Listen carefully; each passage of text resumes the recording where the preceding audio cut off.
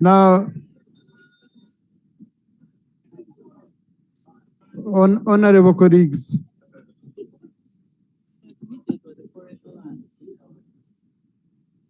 I think where you are going, you're about to go in the forest. Okay? Because the forest is a gazetted land, so you can't say I was given a forest and then they chased me and now you must give me. No, it was wrong to give you a forest to begin with. It was illegal. No one should be getting land in a forest.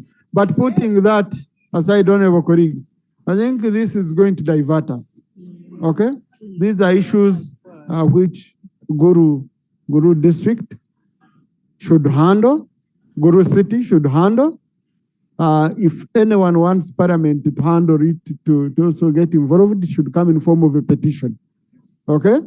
But otherwise, any member who has been mentioned, they have room under Rule 55. If they want to make any clarification, they are allowed to come and make a statement of personal explanation on the matter. But that's voluntary. Okay? So I don't want to go into issues of how councils operated. The issue of that land is now closed here. I don't want it reopened. Honorable Macho.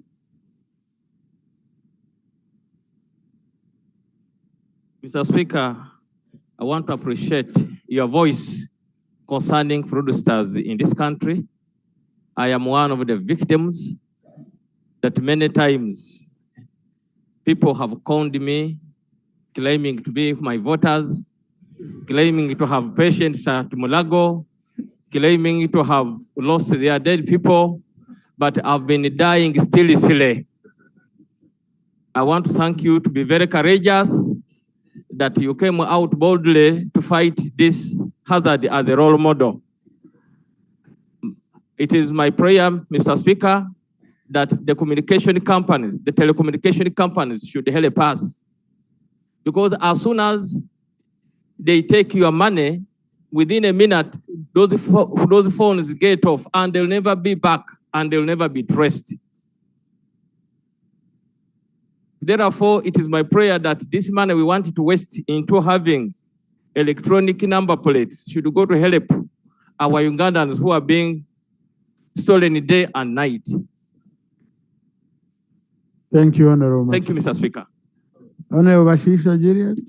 Thank you, Right Honorable Speaker. Sometime last year, Right Honorable Speaker, your Facebook account was hacked. And I fall a victim because one of your voters called me that there's jobs here at Parliament. He put me on pressure to bring him in Kampala. By that time, Right Honorable Speaker, you are out of the country. I brought that man, I even accommodated him at my home. At night, there was a lot of pressure because they wanted money for the job, to be included in the system.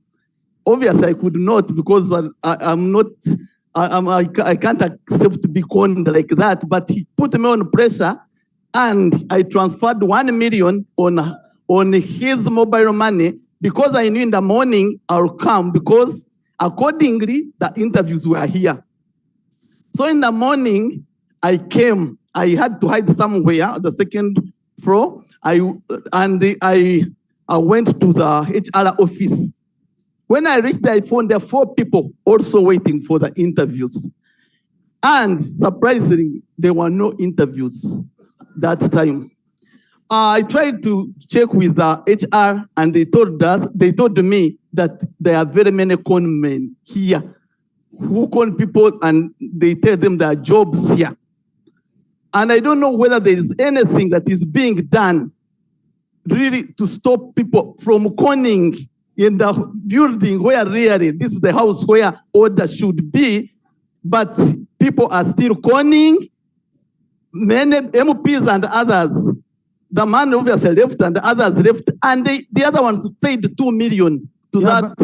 But Honorable, you become an accomplice to the crime. No, my aim. No, I'm not saying you. I'm meaning if you are bribing to get a job, okay? If you are bribing to get a job, you're committing a crime already. Right, Honorable Speaker, mine was to get the person at Parliament who gets money from people. That is why I had to come and look for that same person. That was my aim. So did you get the person? No, that staff told me that the people are usually conned because my aim was to get that same person who con those who are getting jobs. Right, Honorable Speaker. Secondly, I request that Honorable Song is out. When you are calling people for that meeting of Honorable Song and Honorable Bahat, please include my name. I am the first female scout in Uganda, and it's on record. I know everything that takes place in Kazi. I got that information far back, and I even confided in one of our colleagues here. So I saw that he was going to help by that time. The man didn't help me. I even talked about it with Honorable Bahat. When Honorable Bahat was a chairman of board at Uganda Scouts Association, I was a member representing youth. I talked to Honorable Mushemeza. He also has all the details. I'm even feeling the pain more than anybody about Kaziland because I know what is taking place. It started with sand mining. They took about 5 acres. We fought that one. So, Right Honorable Speaker, thank you for interesting yourself on Kaziland, and I have the details. I'm even ready to bring more details from our colleagues. Thank you so much. Thank you. Dr. Shifa? Thank you, Right Honorable Speaker. No, I just wanted to make a clarification that for someone to con in the name of Parliament, they don't need to be here. Okay? They don't need to be at Parliament. They can be anywhere. When you send mobile money, he doesn't need to receive it when he's here. The person who was trying to con me, saying he's around here at Makerere, was in Masindi. From Masindi, he moved to Mwea. He spent some days in Mwea after conning someone who paid the hotel for him. Okay? And so people are enjoying life out there, man.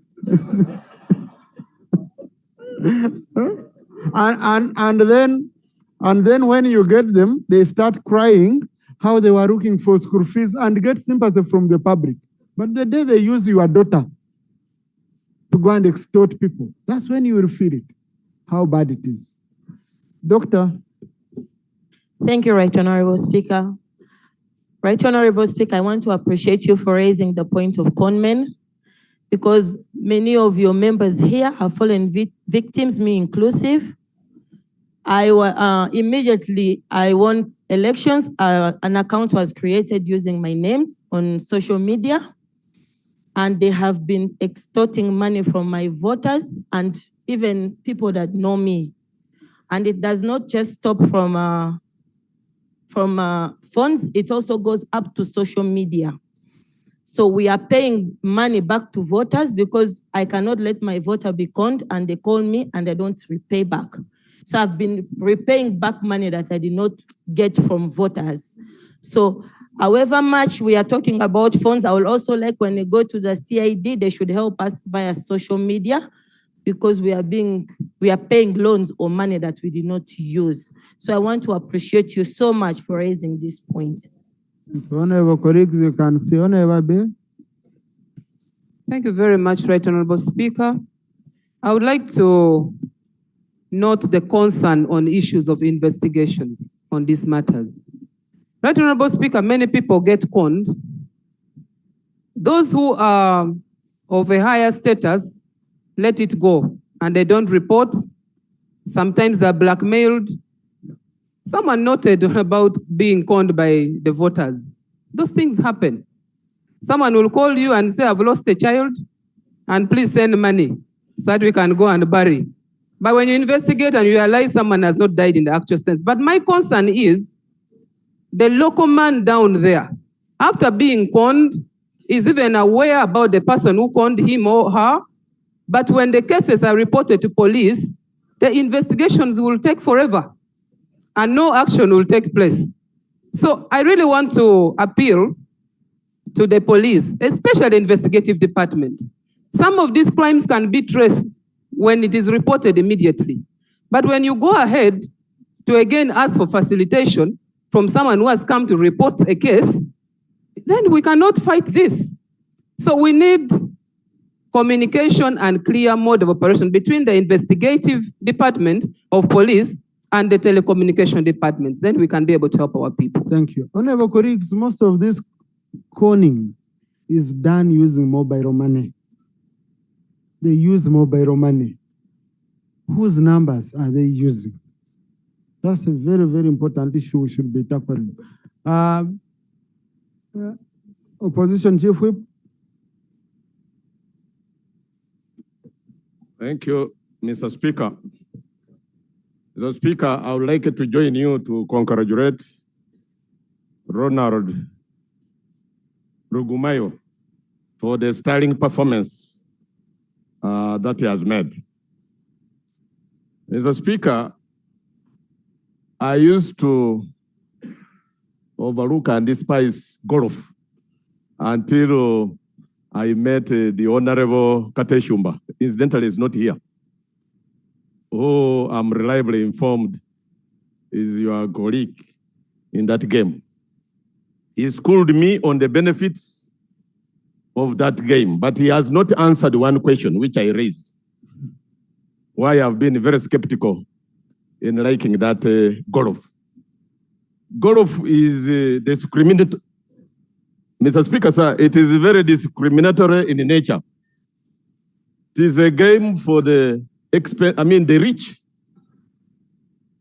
Just because it is so expensive, first of all, to pay membership fees for green. There is also green fees. There are about 7 fees. Let me employ the word fees for lack of approval for fees. Mr. Speaker. But also most expensive is the gadgets, those equipments. You cannot find any, however cheap, below 13 million.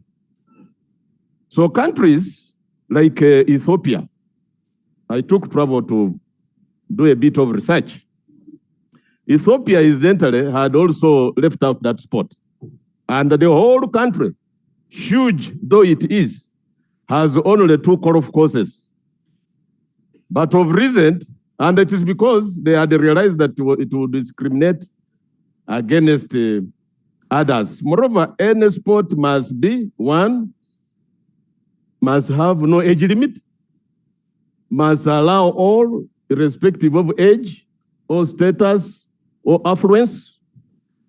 But after taking a study, this is what they are coming up with, which I would request, since you are very passionate and an ardent promoter of the same, to consider coming up with the golf unions. There is a union which is taking care of the juniors. They are talking over girls and boys whom they would want to empower so that they are also part and a parcel of golf sport. Mr. Speaker, sir. Thank you. Now, Honorable Nambesha, you will not be an activist on everything. Number one, we have Uganda Golf Union, and they are taking care of young people from all backgrounds.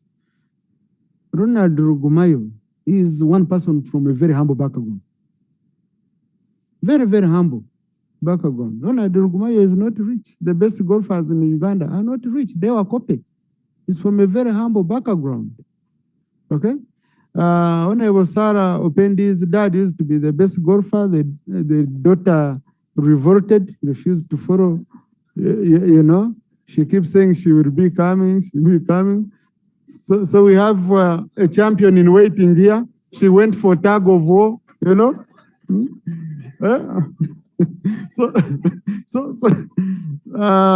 but honorable colleagues, when we were in Rwanda for games, Honorable Kakoza James, who was the chairperson of the disciplinary committee, came with his disciplinary team.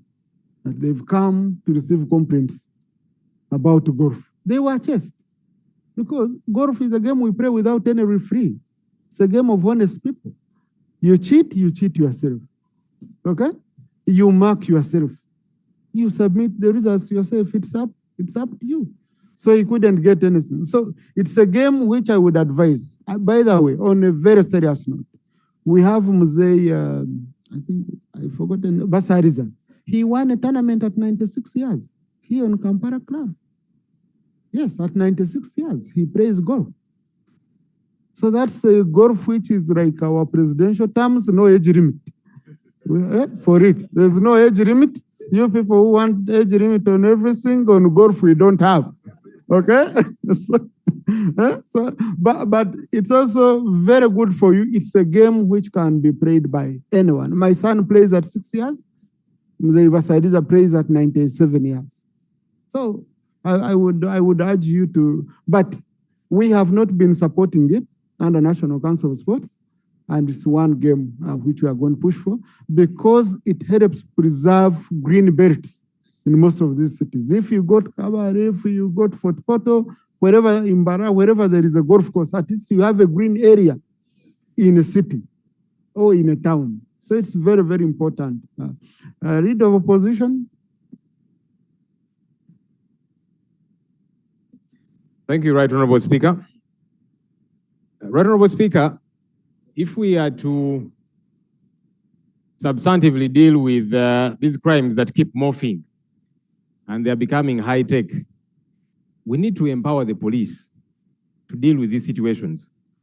Investigators normally will grapple with one challenge too many, and yet they are following guys who have advanced in as far as technology is concerned.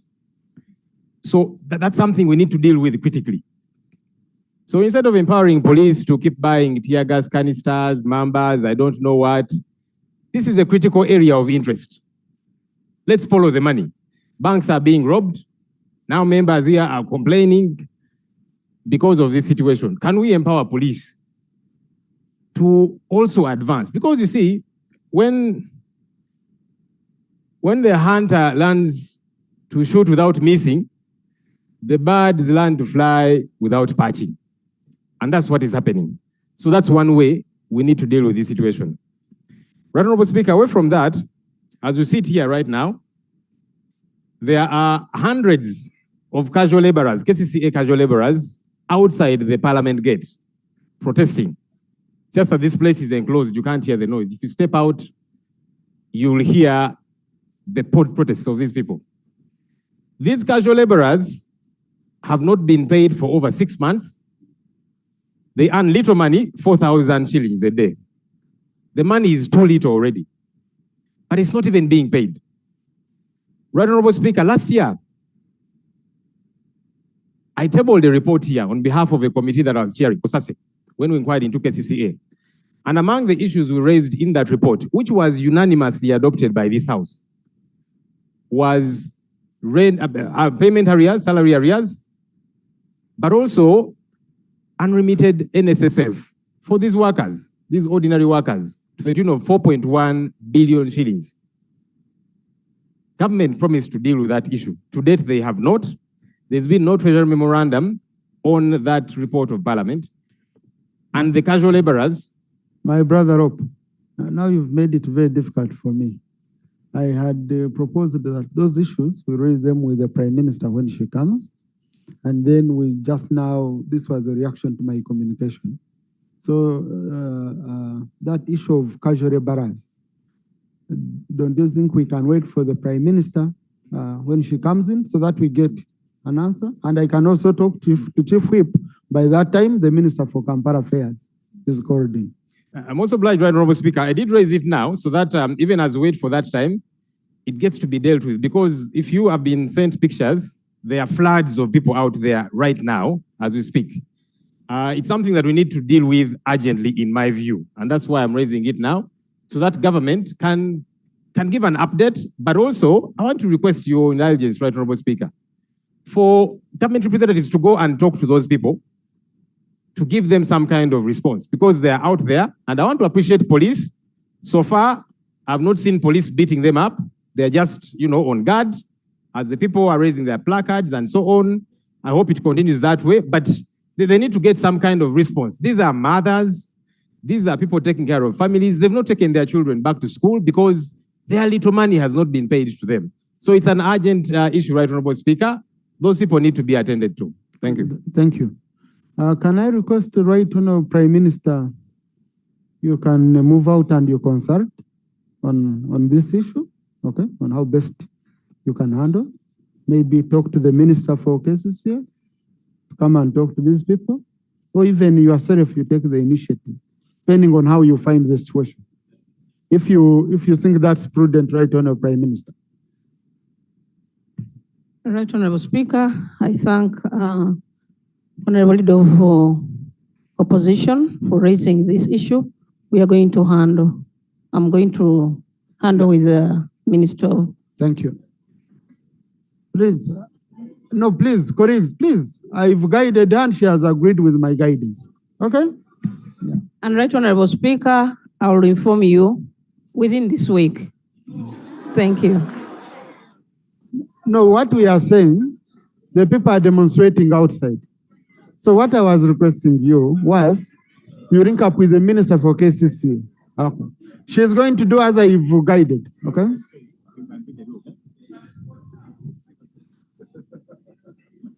She's the Right Honorable Prime Minister is going to handle as I've guided, okay?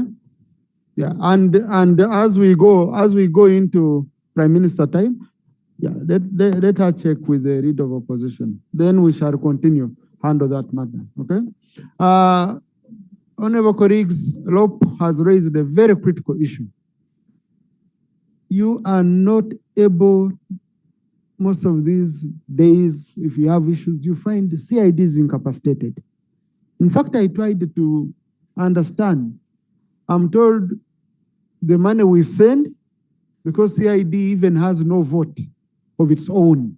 You know, immigration has a vote, what has a vote, but CID, which is very critical, will just depend on subvention from the ministry. I think Committee on Budget and Committee for Internal Affairs look into this issue. CID should be protected by all means so that they are able to do their work. Once we send money, it goes straight to CID on their vote and they are able to operate.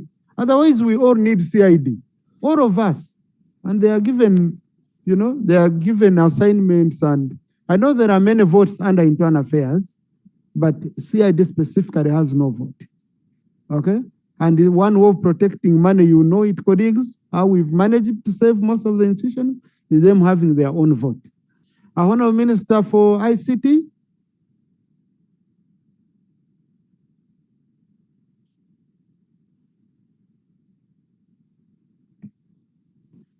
Thank you very much, Right Honorable Speaker. I came in when you were talking about how you were about to be conned, and it's very unfortunate that members of parliament have fallen victim to this. But I would like to inform the honorable members of parliament that as we develop and as digital transformation catches fire, even cyber crimes are going to increase. Guys are now working smart. They no longer work hard. They think smart and they work smart. So we also have to be very smart, and we must ensure we attend to every detail when we are communicating on our phones. Honorable members, our phones are everywhere. If you go to the parliamentary website, you will meet them there. Every time you enter any office, you register your name and your phone. Whether you're going to hospital, there is a card you will fill with your name and phone. And most so, even if you go to a hospital which is computerized, they will ask for your phone and put it there. And this data is kept somewhere. And these smart guys can always access it. But what I would like to say is, as cybercrime increases, we are also doing everything possible to ensure we put in place measures to fight these crimes. And as Minister of ICT, we are in touch with the Ministry of Defense, Internal Affairs, and UCC to see how we can put there in measures which are going to control this. But also, we are trying to see how we can put there an investigative mechanism where if you are conned, then the culprit can easily be got. But also, I would like to appeal to members of parliament, please report that crime. Don't get ashamed to report a crime. Whether to police, you can even report to the Ministry of ICT, and then we shall use our UCC mechanism to track for them. There are also other thieves now who we have found out of recent. They have gadgets which can download phone numbers from the network, and we are fighting all that. Then, Honourable Minister, I don't want this to end up being a statement. Yes. Okay. Yeah. This is something which maybe you can go, you think about, you come, you update the house. But what I had asked was very simple. You said all numbers are registered. Unregistered numbers were cut off. Okay? A young man is using 4 numbers from Masindi, not even out, has conned many people. People report they are not helped. People, why? I think what you need to do, you need to be strong on these telecoms. If someone is conned, okay? If someone is conned, money is sent via telecom, someone successfully withdraws the money, when I've even reported, then the telecom should refund the victim. I think we might need, I'm just thinking aloud, we need to be harder. Because you see, here you're saying, I'm sorry, MPs, you are conned. No, there are people down there. Honorable Bell said something, she said, there are those who are conned and again blackmailed. Blackmailed. So, Honorable Minister, let us stop it at this. I will assign this to the Committee on ICT to engage with you, okay? And you show us what you're doing about it. Next item, Honorable colleagues, sorry. Let me first allow the Minister for Tourism. You wanted to say something? Then I have 2 exceptions, 2 people. Thank you, Right Honorable Speaker. And I also want to congratulate Rugumayo for having represented Uganda well. It's good is from my area in the Kabarole region. But what you said is important, Right Honorable Speaker. And golf is a big game in Uganda. We have around 18 golf courses so far, with Entebbe one of the oldest in East Africa. So the game started here even before going to Kenya and the rest of the countries. Right Honorable, it's a discussion we are having with the Minister of Sports. And you said it rightly. If you look at how much money Kenya spent in bidding for that event, the fairly $3 billion. But if you look at the advertisement advantage created over just the period there, the tournament train valuation is in the neighborhood of $20 million. So we see the importance of sports. We are engaging with our colleagues to see how we harness this more.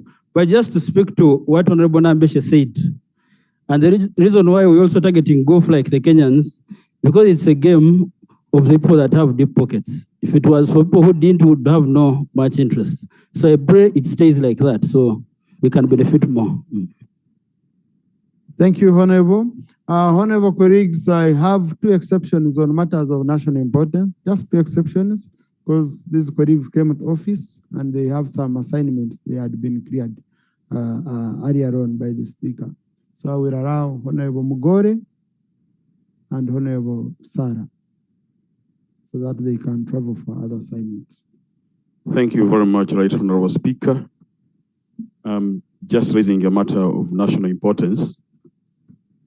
And this was due to the social media trending matter from one of the parishes in my constituency. But the matter of national importance is for the lack of a universal primary school in Butoloi and that is Kakutu sub-county. Whereas this came as a social media matter, but the fact is that there is a small community school located in Butoloi village, Kakutu parish, in Kibuku district, and this community school has over 375 pupils.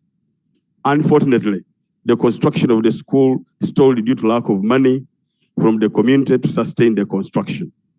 The school is now in a deplorable condition without any infrastructure for people to use. As a result, the district leadership recently closed the school, leaving the people stranded at home. Right Honorable Speaker, there is no any other alternative for the pupils in this parish, because currently they have to move 8 kilometers to access the nearest school. Right Honorable Speaker, currently the government of Uganda through the Ministry of Education and Sports is implementing a policy of 1 primary school per parish and 1 secondary school per sub-county. It is worth noting that despite this said policy, there is no such school in this parish, despite the surging number. Right Honorable Speaker, the community decided to collect available resources and construct its own school, and has since identified the piece of land granted by the Church of Uganda sufficient to accommodate it. But the community lacks the resources to effectively put up the school and ended up approaching me. I've provided them with some iron sheets. But my prayers are, 1, that the government is invited to construct a primary school in this parish. And 2, the government is also urged to avail requisite funds to complete the community-based school, but in the meantime, avail emergency fund and all the Prime Minister's office provide some more iron sheets to assist in the construction. I submit. Thank you. Thank you. Now, right I saw the Minister for Education, Honorable Muyingo.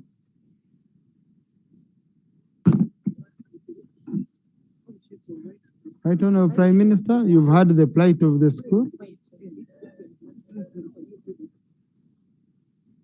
I think it's very important, right, Honorable Prime Minister, you meet the MPs from the area, okay?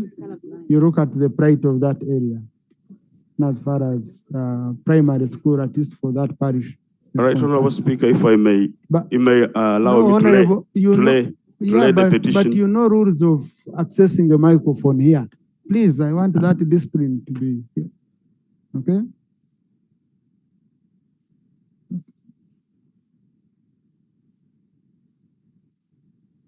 So what document are you reading? No, that's not how they bring petitions. Yeah. Okay.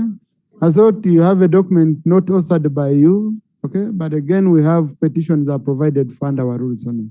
So don't mind the link up with you. Honorable Sarah.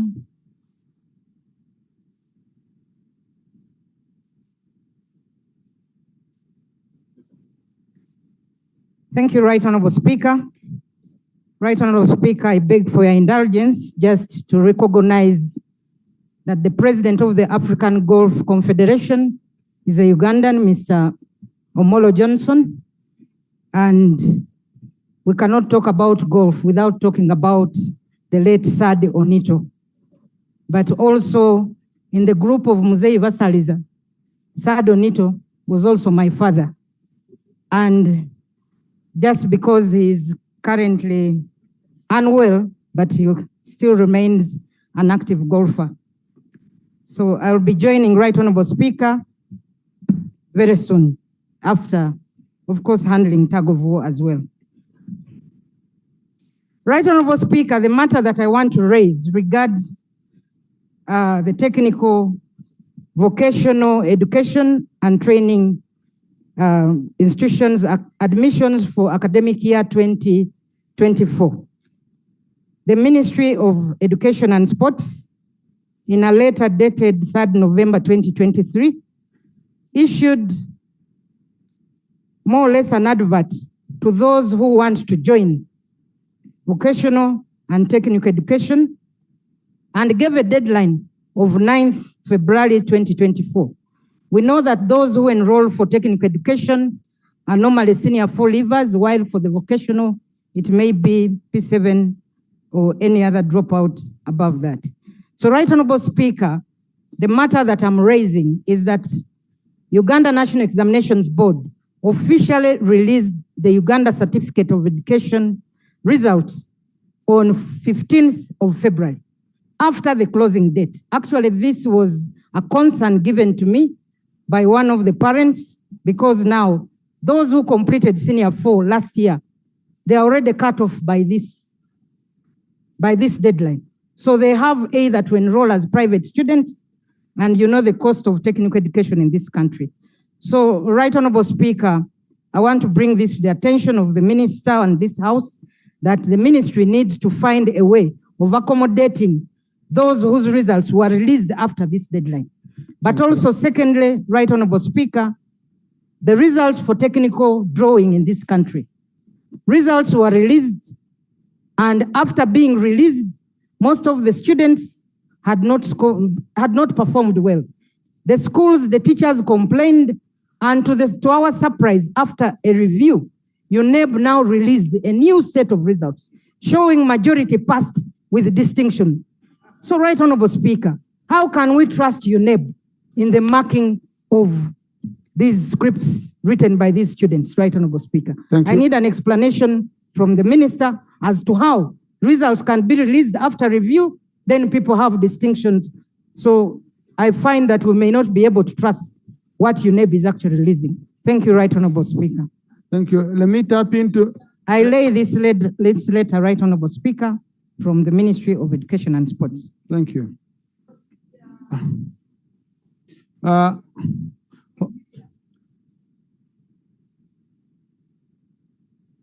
Honorable colleagues, I told you earlier on, if you came early, but when you raise something to me and I keep silent, then silence is the answer.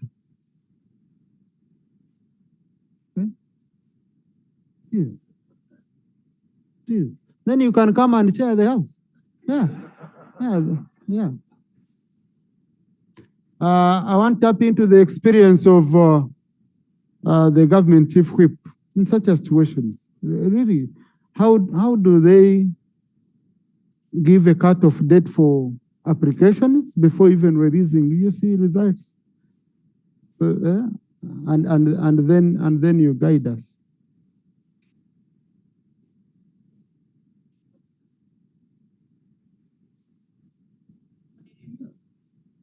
Right Honorable Speaker, I know that at the Ministry of Education and Sports, as a former Minister of State, we have always had a number of structured meetings. I would wish to persuade you to allow me to consult on this particular subject matter, such that I can give an accurate answer instead of just guessing, contrary to the practice when I was there. If you could allow me consult, and I come back. Thank you. Now, what I would advise is, let's say of helping these young people who missed out of the deadline without their own making. You're the ones who had not yet released results. But then the issue of marking and the different results which came, I think that's an issue which the minister can get back to the House. Okay, and get back to the House. Next item.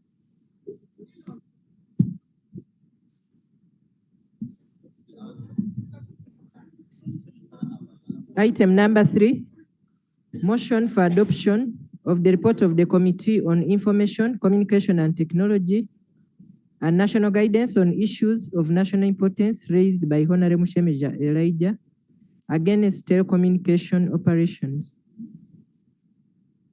Chair ICT.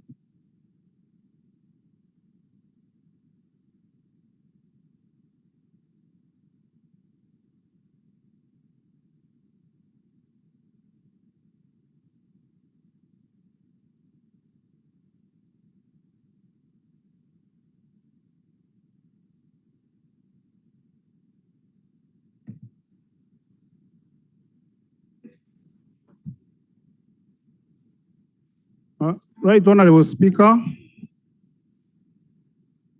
and honorable members, I'm here delegated by the Committee on ICT and National Guidance to present a report on the Committee on ICT and National Guidance on issues of national importance that were raised by Honorable Professor Mshemeza Elijah Dickens against telecommunications operations. And Right Honorable Speaker and members, before I proceed, I want to lay on the table a copy of the report and minutes of the meetings that were conducted as we process this business. Right Honorable Speaker and honorable members, the Honorable Professor Mshemeza Elijah Dickens, on the 15th of July 2023, raised the matter of national importance, seeking for an inquiry into complaints by consumers against telecommunication companies regarding expiry of internet data bundles, the coloring back tones, payments to artists, and beneficiaries from mobile money accounts of the deceased persons. The matter was referred by the Right Honorable Speaker in exercise of his general authority to the Committee on Information, Communication, Technology, and National Guidance for Investigation. The terms of reference, Right Honorable members, one was to appreciate the mandate of the UCC in regulation of telecommunication services. Two was to examine the process of expiry of data bundles. Three was to analyze the process of CRBT payments to artists. Four, to examine the process of handling beneficiaries from mobile money accounts of deceased persons. And five, to identify any other issue incidental to the investigation.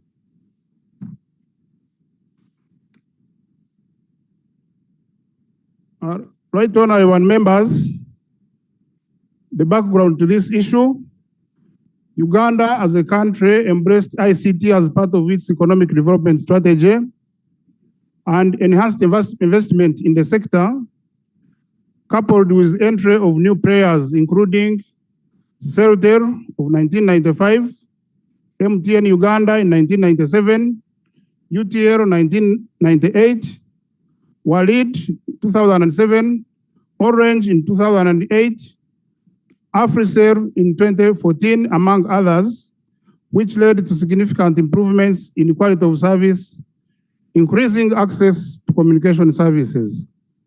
The telecommunication sector in Uganda has seen significant growth with 34 million mobile phone subscribers and 11 million internet users, up from 2.5 million users in 2008, resulting to over Uganda shillings 14.2 trillion in direct sector revenue in the past 5 years. Relatedly, Uganda shillings 2.5 trillion has been invested in the sector over the last 4 years, attracting other global brands like Seacom, American Tower Company, Eaton Towers, and Google. Mobile money subscriptions have also grown to over United States 22.7 million and remain a formidable means to formal banking for more than half of the population. However, Right Honorable Speaker and members, the telecommunication sector has challenges, and over time, numerous concerns and complaints against operators have been raised, and these include, among others, poor quality of service, dropped calls, and high billing practices for voice calls. Two, the perceived high rates on data bundles. Three, expiry of internet bundles. Four, inadequate and non-payment of artists for use of their songs as CRBTs, and difficulties in accessing money from deceased persons' mobile lines by survivors. Premised on the above, the committee undertook the investigation and hereby reports. So our findings, observations, and recommendations. Number one, the mandate of Uganda Communications Commission. Right Honorable Speaker and honorable members, in ensuring that consumers of communication services in Uganda receive quality, reliable, and fairly priced communication services, the Commission has undertaken initiatives through the National Brand Policy of 2018 to improve the quality of services provided by operators. UCC has thus created an enabling environment for licensed providers of communication services to effectively serve Ugandans. However, the committee observes that the National Brand Policy 2018 has been selectively implemented as strategies highlighted in the policy, including number portability and in-country roaming, have not been implemented. So as a committee, we recommend that the UCC should urgently implement the National Broadband Policy 2018 in its entirety to accommodate strategies like number portability and in-country roaming, which will enhance network accessibility and reduce the cost of connectivity that have to date not been implemented. The second matter is on expiry of data bundles. Right, Honorable Speaker and honorable members, the complaint as stated by Honorable Mshemeza was that data bundles expire before they are fully utilized by consumers, which is a violation of their right to access information.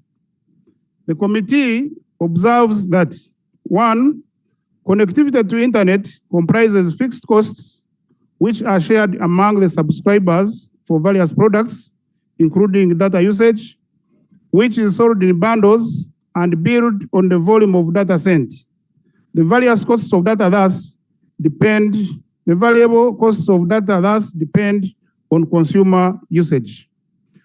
Two, the telecom operators in Uganda buy data capacity from wholesale providers and importers of data in bulk, giving operators the latitude to innovate and come up with different packages.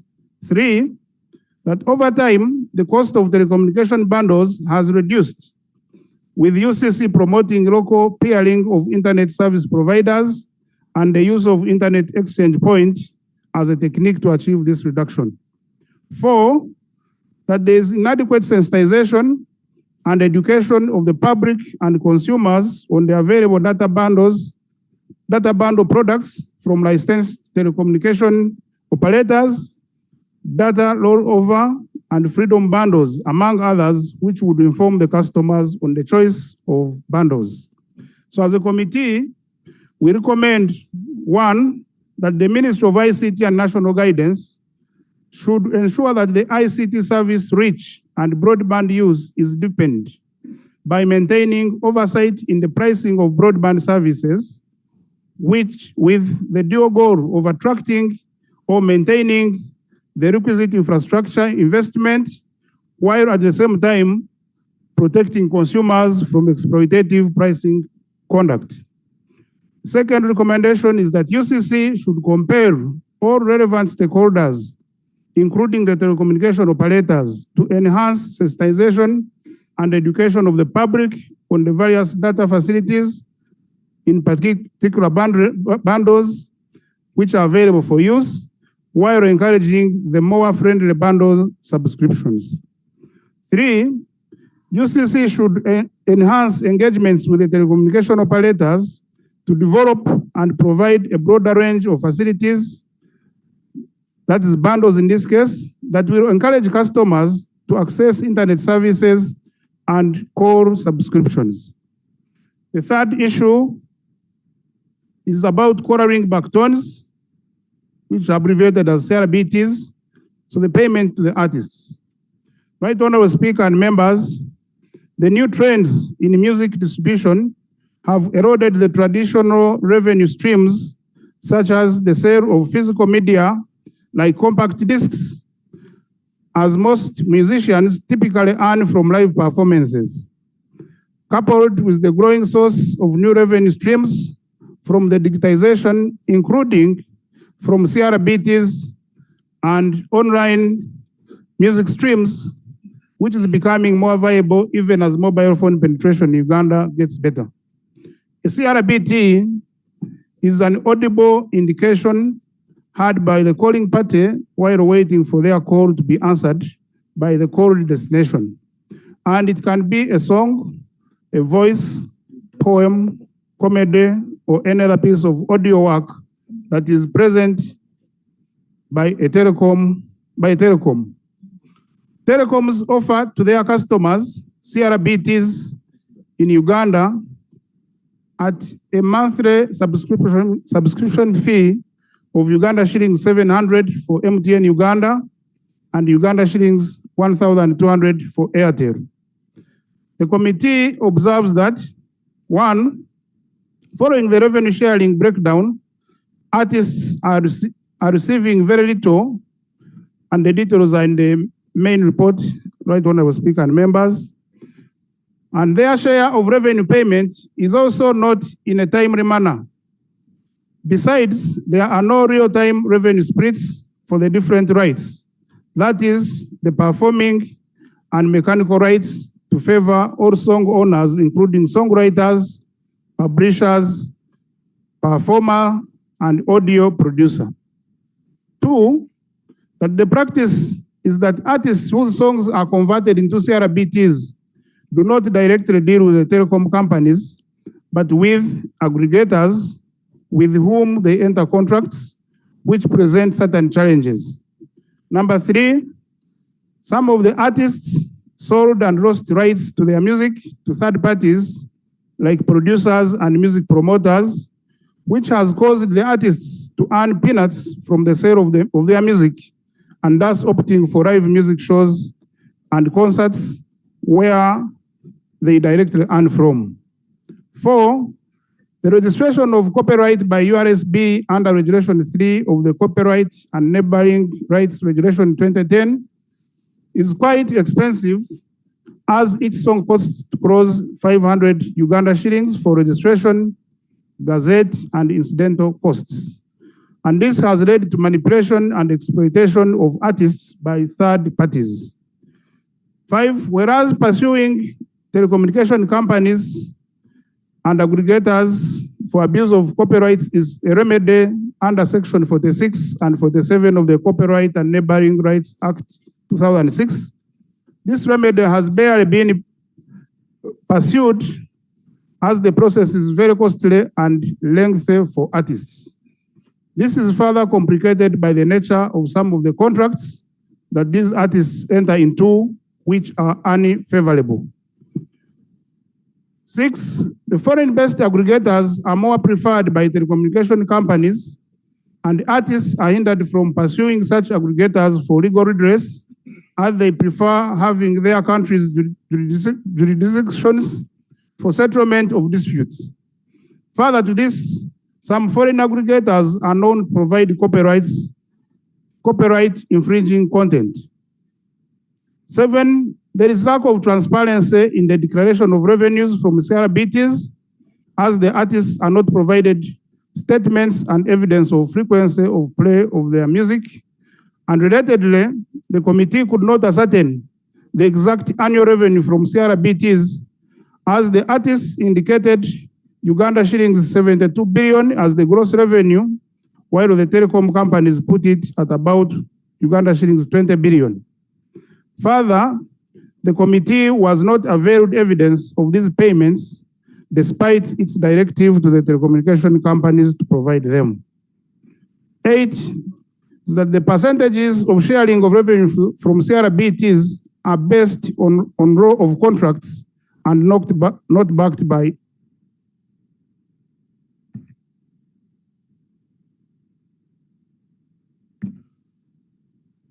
that the percentages of sharing revenue from CRBTs are based on row of contracts and not backed by a specific law. In the process of examining CRBTs, the committee observed other incidental issues, which include 1, that over 80% of local broadcasters, that is television and radio, are not paying musicians for their royalties for use of their content, even though the Copyright and Neighboring Rights Act obliges them to do so through collective management organization system. Sadly, UCC has not taken steps to address this matter. 2, Section 57 of the Copyright and Neighboring Rights Act provides for registration of collecting societies which are meant to protect interests of copyright owners. The Uganda Performers' Rights Society is mandated to play this role for the artists. However, until recently, concerns of failure by the society to collect and distribute royalties to the artists were reported. The society has also been accused of incompetence, corruption, and failure to attract membership from artists. 3, that expensive internet data is negatively impacting on the local streaming and downloading music market. 4, that there is no data sharing by telecommunication operators on song downloads, which makes it hard for artists to assess their real performance.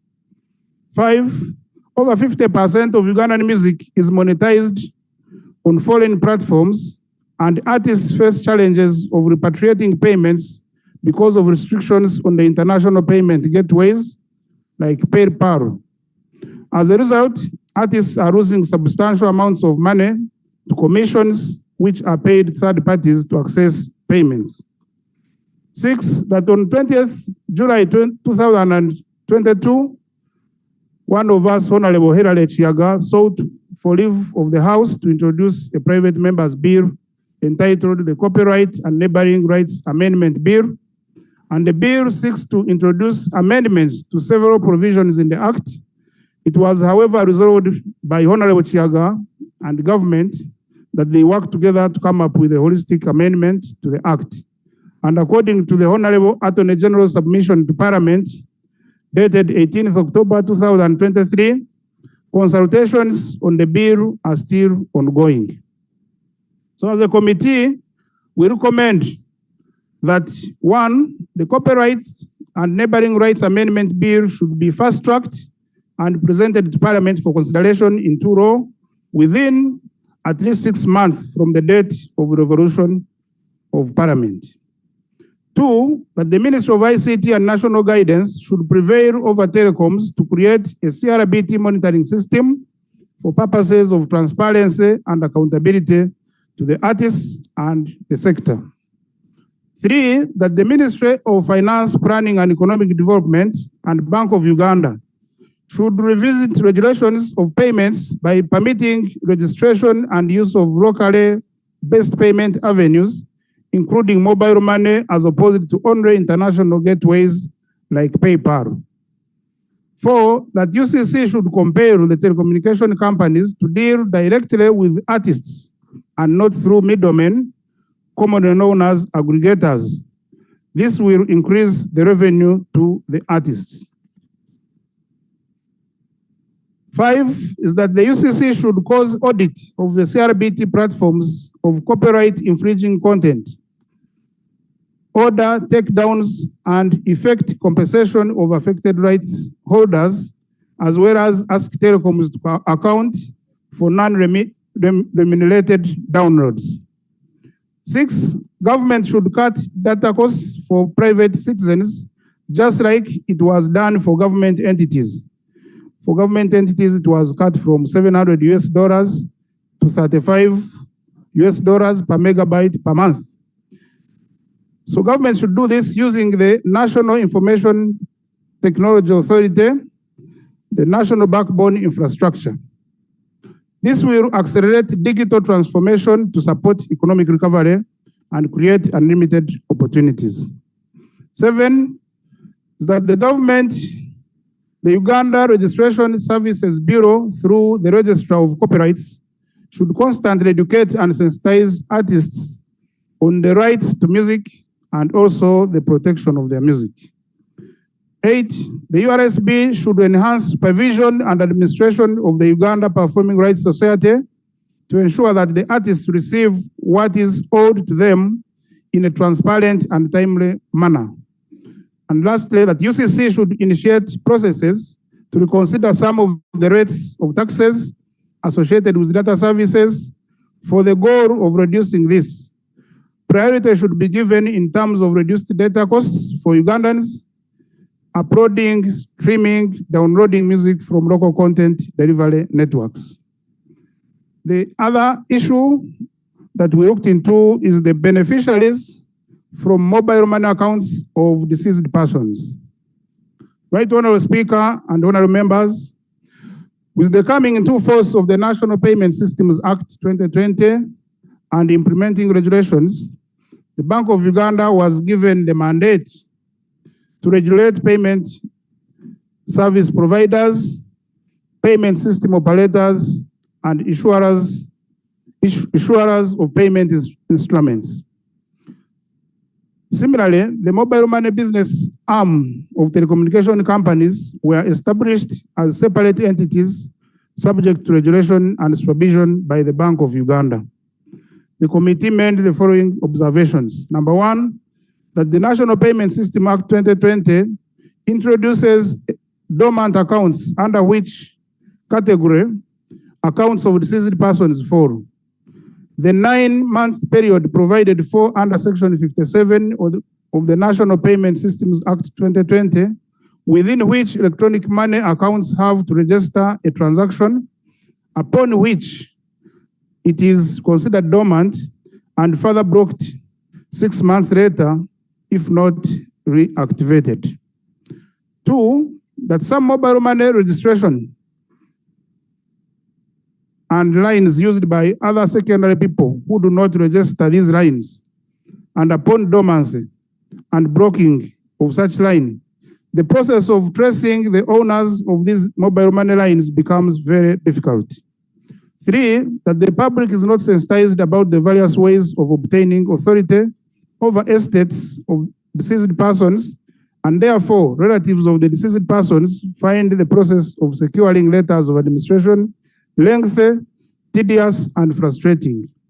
This affects the intention to retrieve these funds from telecom companies and the Bank of Uganda. Four, that there is no streamlined process of informing the public of the dormant mobile lines to be claimed by telecommunication companies, which affects follow-up on claims of the account dormancy. The public is mostly ignorant of the process of retrieving mobile money funds for deceased telecommunication customers. This is evidenced by the fact that Uganda shillings 69 billion, which has been transferred from mobile money accounts to Bank of Uganda, only 280 million has been paid out to claimants. Number five, there is limited or no enforceability of the National Payment Systems Act 2020. The absence of enforceability has affected appropriate regulatory regimes and supervisory oversight, which has created opportunities for fraud and other digital financial crimes. Six, that the funds held under these dormant electronic accounts are sometimes very meager and thus not an incentive for the beneficiaries, to give up on the process of retrieving these funds. This explains the limited payout by the Bank of Uganda. So as a committee, we recommend that number one, there should be awareness creation through increased sensitization and education of the populace on the process entailed in accessing the deceased person's mobile money funds. The sensitization should be multi-sectoral and should include Bank of Uganda, Uganda Communications Commission, the Administrator General's Office, the cultural, opinion and religious leaders, and the telecommunication companies using all available public media, including radio, television, digital, print, churches, schools, and public spaces. Two, that the Uganda Communications Commission should ensure that the telecommunication companies disclose information of the dormant electronic accounts every 9 months through all available media platforms. Three, that the government should ensure enforcement of the National Payment Systems Act 2020 as enacted. 4, that the Ministry of Justice and Constitutional Affairs should ensure transparency and speedy processes and securing letters of administration to enable access to the mobile money funds of deceased persons. Right, Honorable Speaker and honorable members, other issues incidental to the investigation. 1, levy on gross annual revenue of licensed operators. Section 68 of the Uganda Communications Act 2013 states that the Commission may charge or levy on the gross annual revenues of licensed operators, which forms part of its funding. This revenue is to be shared between ICT development and rural communications in ratio of 1:1. Whereas the law requires 2% to be paid by licensees of UCC, it was targeting the telecommunication licensees for covering areas that they may not be covering for commercial reasons. In interpretation, it ended up including the television and radio broadcasters, yet it has never been corrected and consequently a violation of the law. Further, the resources remitted to the consolidated fund by UCC are not directly plowed back to facilitate IC development, but rather form part of the national resource envelope. So as a committee, we recommend that 1, the provision requiring charging 2% of the gross revenues of radio and television broadcasters should be removed. 2, that the revenue collected by UCC in this regard be earmarked and ring-fenced for purposes of ICT development and rural communications as provided for in the Uganda Communications Act 2013. Secondly, establishment of the Communications Tribunal. The establishment of the Communication Tribunal is long overdue, Right Honorable Speaker and members. Once it is set up, the tribunal will handle matters affecting the ICT sector, including those against the Ministry of ICT and National Guidance and the Uganda Communications Commission. Concern has been raised on government's failure to nominate members to and operationalize the tribunal. The delay in establishing the tribunal has limited the ability of the aggrieved citizens, the media, the telecom service providers to contest some of UCC's and the Ministry of ICT and National Guidance pronouncements. As a committee, we recommend that the cabinet should expedite the setup and approval of the Commission's tribunal. In conclusion, Right Honorable Speaker and honorable members, the recommendations provided herein will lead to the provision and consumption of quality, reliable, and fairly priced services in well-regulated environment and the attainment of an inclusive digital economy that promotes increased ICT penetration and the use of ICT services for social and economic development. Further, these recommendations, if implemented, will enable Ugandans and all users of ICT devices derive the best possible value for the services they pay for. I therefore pray that the report of the Committee of Information, Communication, Technology and National Guidance on the issues raised by Honorable Professor Mushemeza Elijah Dickens on challenges with telecommunication services is considered by this House and recommendations therein adopted. Right Honorable Speaker and honorable members, I beg to submit and report, but I also want to take this opportunity to appreciate my chairperson who has delegated me to deliver this report on behalf of the committee. And for that matter, I want to thank my colleagues, committee members, for the good job we did. We did a lot of work, Honorable, to interrogate this matter because we are dealing with very elusive people, the telecommunication Is that operators. part of the report? It's not part of the report, Right Honorable, but I have to appreciate. I'm saying you've concluded. Honorable members, I beg to move. Thank you. Honorable colleagues, you know Honorable Kasbat is a telecommunications engineer who worked for long in MTN and other telecoms, so he has extensive experience. Now, before I can open debate on the matter, I had assigned the Chief Whip on the issue raised by Honorable Saro Pendi, and he seems to have an update for us. Honorable Chief Whip.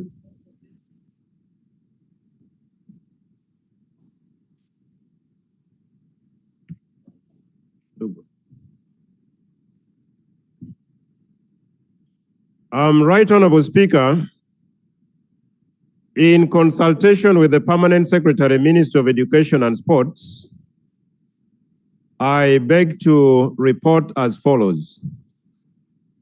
In addition to the circular that was issued on the 3rd November 2023, laid by the Honorable Acheng Opendi, there was another circular which was issued. It has been sent, Right Honorable Speaker. My office is printing and they will deliver. I pray you will give me an opportunity to lay. But the fact is, this first circular was issued on the assumption that the ministry knew UCE results for 2023 would be released much more earlier on, and it was amended. And when the release came slightly late, there was an extension of 1 week by the Ministry of Education and Sports, and that went up to the 23rd of February to cater for Senior 4 candidates that sat in 2023. I have been made to know that on Monday and Tuesday this week is when the selection was done for this category in 4 regional centers of Ntinda for Central Region, Kacheka for Western Region, Bobi for Northern Region, and Madera for Eastern Region. Students responded, Right Honorable Speaker, to the extension. Many applied, especially the cohort of 2023. The list, as I speak, is currently out on the notice boards of the various institutions, highlighting the students who were admitted. So in a nutshell, the mischief raised by the Honorable Acheng Opendi was cured through an extension by the Ministry of Education and Sports. And when that letter comes, I request you to allow me lay it on table. Thank you. Thank you. No, I think this is a direct matter for sure. Yeah, it's a direct matter. Let's go to the debate. I was saying what's so pertinent. Pertinent, Mr. Speaker, is that as he has given that communication, we appreciate. But there is a bigger challenge we need to address of children who failed the P7. 525 children didn't pass. And you had requested the Ministry of Education, yes, I'm serious, that they should set up a program with the modules to prepare them, have something trained in them to do in the future, because they cannot go for Senior 1. Thank you. You can deliver that one, Mr. Chief Whip. It's very important. Otherwise, you will see them hitting you with the Kataimbwa. Thank you. No, this was just for noting. Honorable Beatrice Awol was, Betty, was hard on me with procedure on the same matter. Honorable Awol. Thank you, Right Honorable Speaker. Right Honorable Speaker, Ministry of Education is a very critical ministry. The government chief whip told us last week that he has schedule for ministers. And for ministers of education, there are four. For us, even on a Thursday like this, that we are going to have questions to the Prime Minister and probably sometime to be answered by the ministers concerned. To have none of them in the House, are we proceeding right? That ministry is very critical, very strategic, and it's a very big ministry. that forever we keep closing our eyes on. Are we proceeding right? Can probably, if I take it for clarification, the government chief whip really inform us why ministers, if they are all for, why they should not even want to be here on a very critical ministry. That was my point of procedure. Thank you. Right Honorable Speaker. Thank you, Honorable. Honorable Muyingo entered here, and then in a short time disappeared. But Honorable colleagues, also you remember, Honorable Ministers, I requested you that on Thursdays, because the rules of procedure say Thursday we must give priority to members' issues, I requested you that ensure at least each ministry has a minister here. And I'm glad, I'm seeing men are here to come and support the Prime Minister in case she needs one, in case she needs one. So really Minister for Education, he should be here, Honorable Muyingo should be here. I don't know why he came in and then again disappeared. Now, Honorable colleagues, yes, I was going to open debate starting with Honorable Hilary Chiaga, but I can see it's Prime Minister's time. We could do Prime Minister's time, and then after we do debate on this issue. Okay? Yes. Next item, we shall come back to this issue. And we close it. Item number 5, Prime Minister's time. No, why don't we start with number 4? Yeah. Item number 4, statement on government business for the succeeding week, 5th to 7th March 2024. Right, Honorable Prime Minister.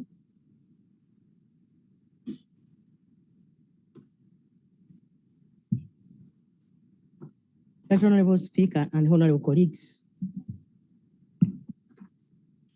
I move under Rule 28 of our Rules Procedure to make a statement in this House regarding the business of the succeeding week.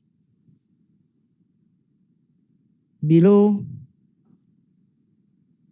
is my statement. 1, the Minister for Gender, Labor and Social Development will present a statement on the commemoration of the International Women's Day scheduled for 8th March 2024.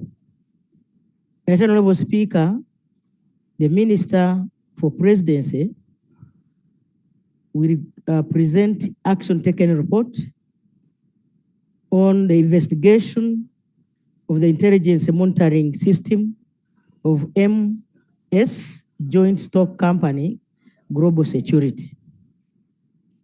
Right, Honorable Speaker, number 3, the Minister for Justice and Constitutional Affairs to present action taken report in accordance with Rule 220 of our Rules of Procedure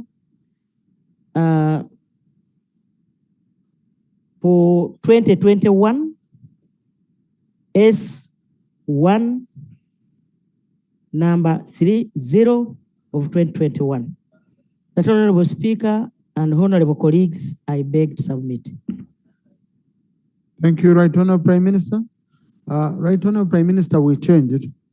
Now we no longer present action taken reports. We lay them on table because we found the cycle. Again, we again rotating. Action taken report, you again debate, you take back to the committee. The cycle doesn't end. So we now lay on table and then we refer to the committee to use when they are processing ministerial process statement. I just wanted that clarification to be given to you. Next item. Item number 5, Prime Minister's time. Right Honorable Prime Minister. Right, Honorable Speaker and Honorable colleagues,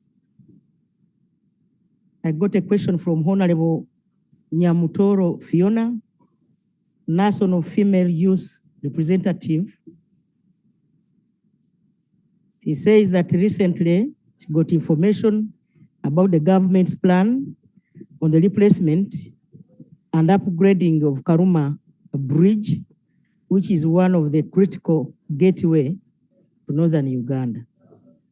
And her prayer is that can I update the House on the status of the replacement or upgrade of the Karuma Bridge. My response, Right Honorable Speaker and honorable colleagues, is that Karuma Bridge is located 270 kilometers north of Kampala on the main Kampala-Gulu Highway.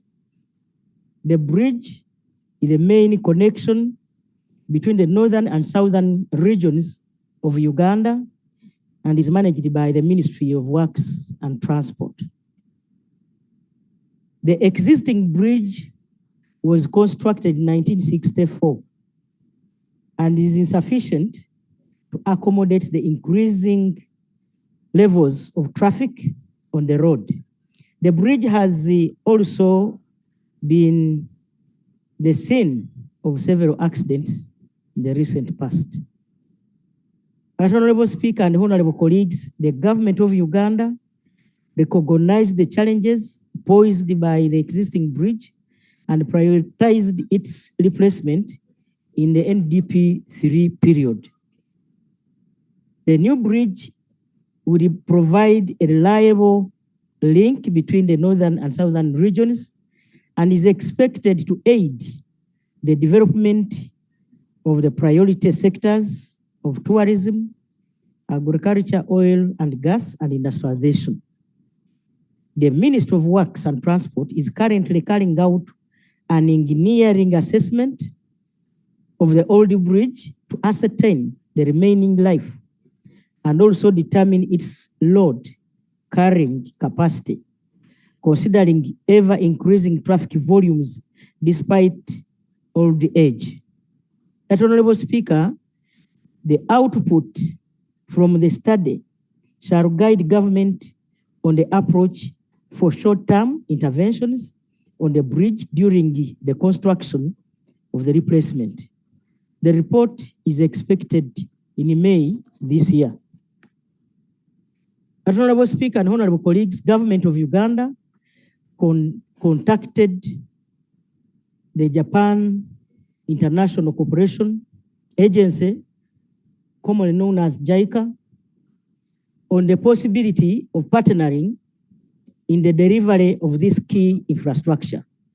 JICA agreed to consider partnering on the replacement and are currently undertaking a design process which is expected to be completed in the financial year 2024-2025.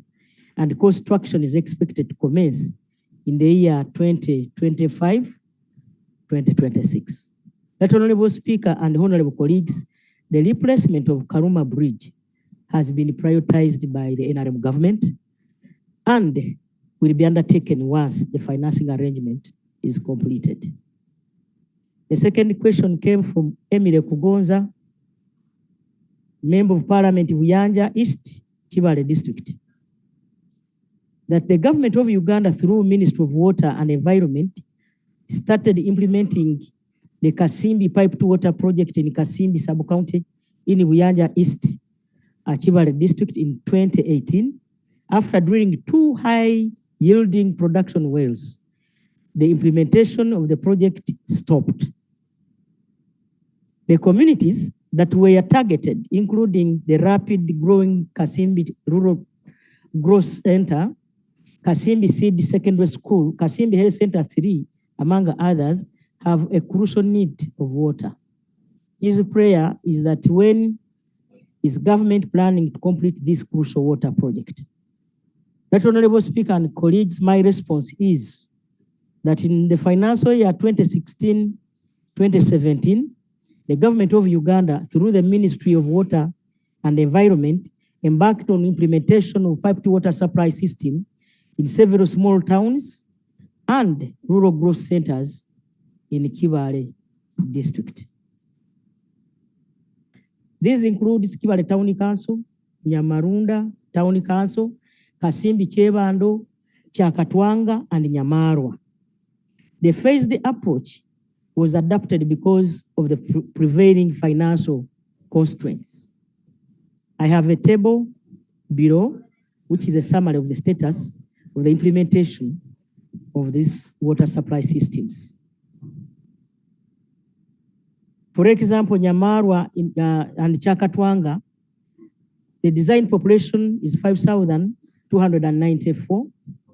The cost was 2.1 billion, and it was completed in April 2019.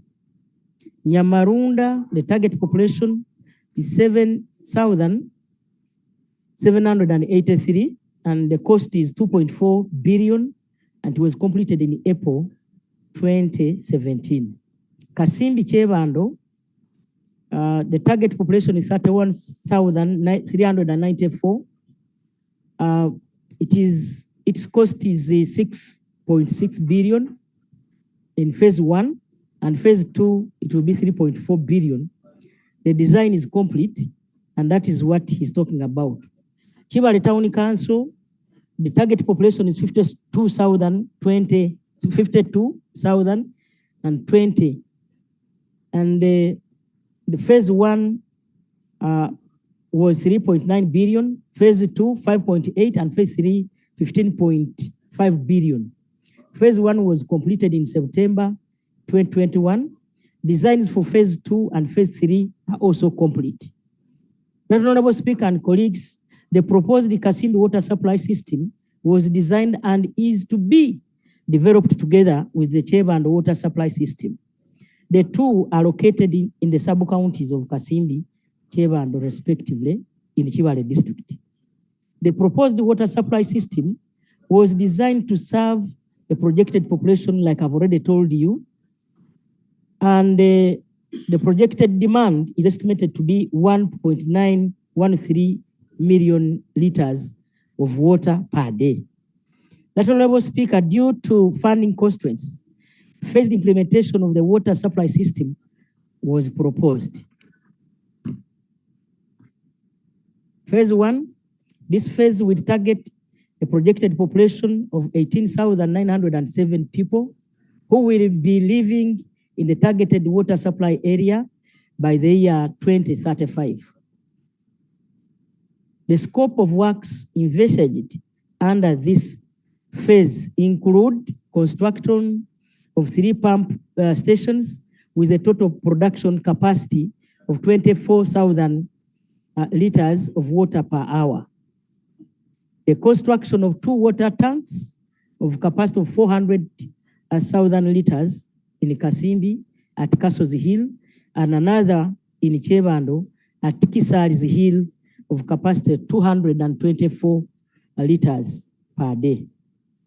The construction of 2 kilometers of transmission pipelines and 20 kilometers of distribution pipeline with related consumer points comprising of 800 household yard taps and at least 10 public stands.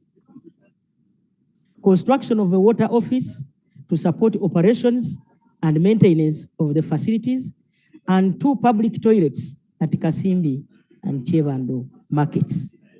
That, Honorable Speaker and colleagues, the total cost of the construction works under phase 1 is 6.6 billion, like I've already told you, Uganda shillings. Phase 2, beyond 2025, the population of Kasimbi and Chebando will have increased, and the adequacy of the infrastructure installed under phase 1 will cease. In order to meet the projected water demand of 1.913 million liters per day per the year 2045, another water source will therefore be required to augment the boreholes. That, Honorable Speaker, water will therefore be sourced from River Nkusi at Igayaza, treated and pumped to the water tanks at Kisari's Hill in the Kasimbi sub-county and the Kisari's Hill in Chebando sub-county. The total cost of the construction works to be undertaken under phase 2 is 3.4 billion Uganda shillings. it is anticipated that the infrastructure with long lifespans installed under phase 1 will continue adequately to serve up to 2045.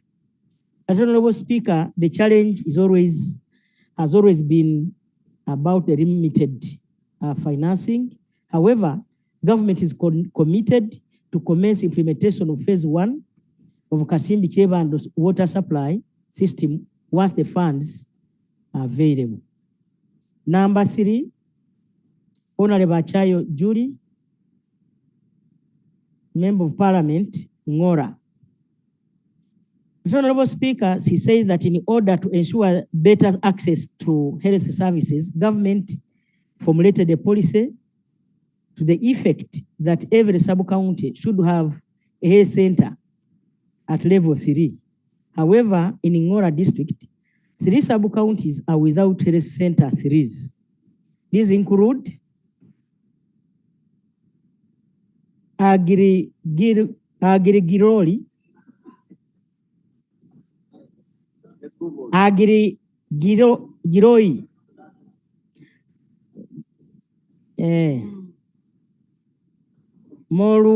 Morukakise, and Ngora sub-counties.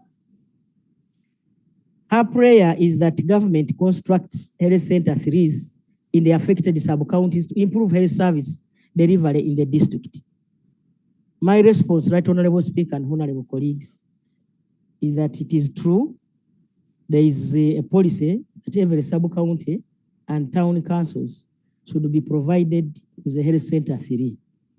Uganda has 2,184 sub-counties and town councils, out of which 1,696, that is 78%, have health center 3s, leaving out 488, translating into 22% sub-counties and town councils without health center 3s. Government is committed to ensuring every sub-county and town council without health center 3s are provided with the same. The sub-counties of Agirigiroi,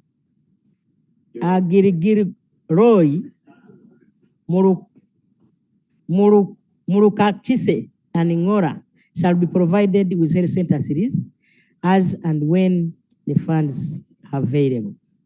It is also important to note that in the last 5 years, government has constructed over 412 health center 3s in different sub-counties across the country. This was based on the population availability of health facilities of any level in the sub-counties had to reach and had to live in areas among other factors. Honorable Zawede, District Woman Representative Nakasongola. He says that Nakasongola district has got 2 constituencies. That is Bodiebo and Nakasongola. However, Nakasongola district has got only 1 functional health center 4, which serves as a district hospital. This health facility handles over 500 mothers for antenatal care, 100 mothers for delivery, and 35 mothers for cesarean sections. Sometimes mothers sleep on the floor, while others are discharged before the right time. The newly born babies end up being infected after being admitted on the floor. Her prayer, Right Honorable Speaker and colleagues, is that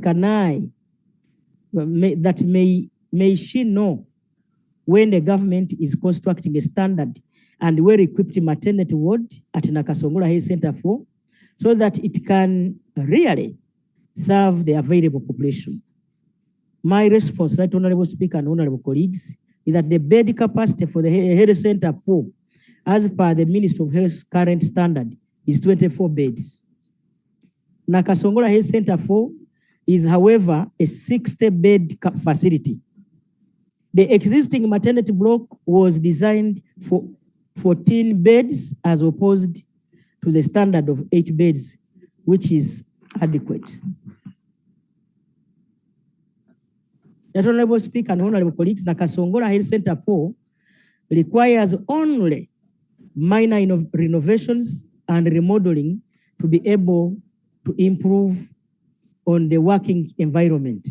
It is worth noting that Nakasongola district was allocated funds in the financial year 2023-24 for upgrade of Nakasongola Health Center, Nabiswere Health Center 3 to Health Center 4. The funds have already been dispersed to UPDF Engineering Brigade to start the construction of the upgrade.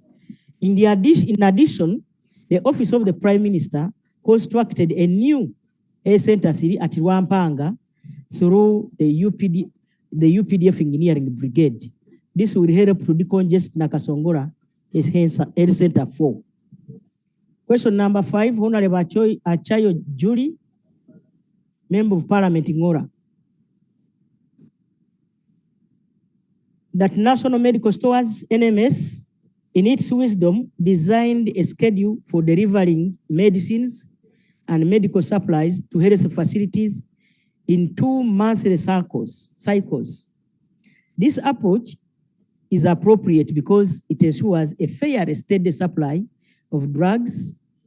Of late, however, NMS developed a system of delivering first and second cycle drugs together, and the third and the fourth cycle medicines are also delivered together, etc.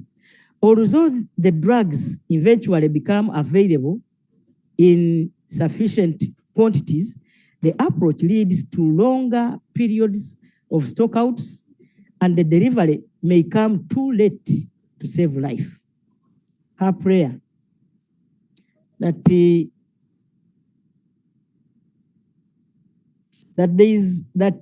NMS should revert to the old system of delivering drugs to the health facilities every 2 months.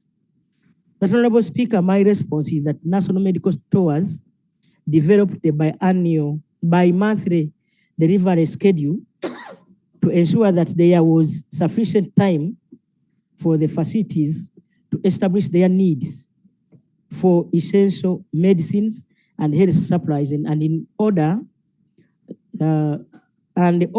these items within the available budgets that have been appropriated by Parliament of Uganda. The delivery of health commodities in a financial year is meant to commence in the first week of July to ensure that there is no interruption to the commodity supply to health facilities. However, the financial year 2023-2024 operational funds from the Ministry of Finance, Planning and Economic Development to support the distribution of these health commodities were received approximately 30 days late. This delay meant that deliveries of to health facilities were delayed, and the only remedy available to ensure that health facilities received all the commodities they had ordered was to combine the delivery of 2 of the cycles, thereby increasing the delivery intervals from every 2 months to every 4 months.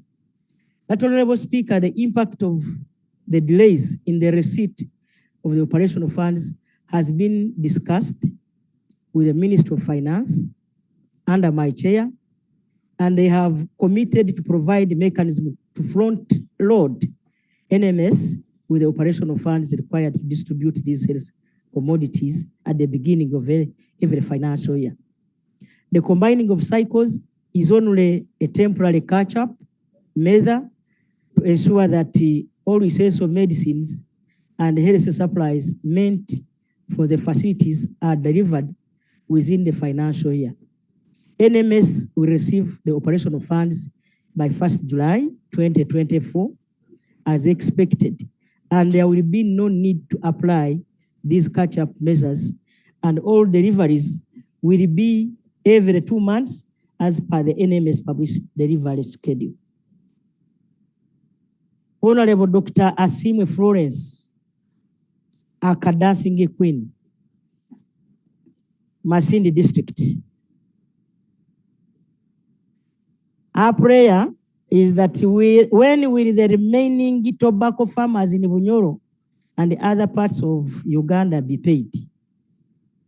Right, Honorable Speaker and Honorable colleagues, my response is that following HE's directive to compensate farmers for the crop section of 2018, crop season of 2018, the Ministry of Trade and Cooperatives, working with the Ministry of Finance, Economic Development, and the Internal Auditors General's Office, undertook the verification and an audit of claims for both Bunyoro sub-region and West Nile. As per the verification report by Internal Auditors General, the Bunyoro sub-region claimed Uganda shillings 11.25 billion, which was approved and released to the Ministry of Trade in the year 2021-2022. A total of 4,727 farmers were verified and paid. For West Nile, the verified claims as per the Internal Auditors General's report amounted to $9.7 million US. Government, through the Ministry of Trade and Cooperatives, has budgeted for these compensation funds to be considered in the next financial year, 2024-2025. Right, Honorable Speaker, I beg to move. Thank you, Right Honorable Prime Minister. Thank you. I think Leader of Opposition, you come to respond to both written and oral. Yeah, so on top of the hour, I'll invite you as per the rules. Honorable colleagues, now I have two ways. For if you know you're going to speak more than a minute, listen, your question taking more than a minute, you wait after 5. Question is under Prime Minister's time, sharp, focused, and she also gives the response in 1 minute. Very sharp, we've been doing it. So that we pick, no, under Prime Minister's time, it's well provided for. There are no issues of, okay? So if you know you want to speak for wrong or explain matters of national importance, then you have to wait after 5, okay? So I will start with Buvuma, and then I add numbers of Florence. And then... Thank you very much, Right Honorable Speaker. I add Honorable Subuga Paul. Yeah. Thank you very much, Right Honorable Speaker. Right Honorable Speaker, my issue is about the silverfish business community in the country, where recently the Ministry of Fisheries banned their current methods of fishing and introduced them to another method, of which the same method was also banned in 2000. Right Honorable Speaker, this directive did not come up with the proper or clear standards of the gears that would be used in the new method, and the UPDF, or the Fisheries Protection Unit, has already started enforcing the directive. And of course, these people were not prepared for change. These people were not sensitized. And you can see how the fishermen are vulnerable people for a long time, including myself, that we need a government intervention. Question. We need support. So, Right Honorable Speaker, my question is that under what regulations did the minister give this directive? Because this directive is within the 2023 Aquaculture and Fisheries Act. Thank you. Right Honorable Prime Minister.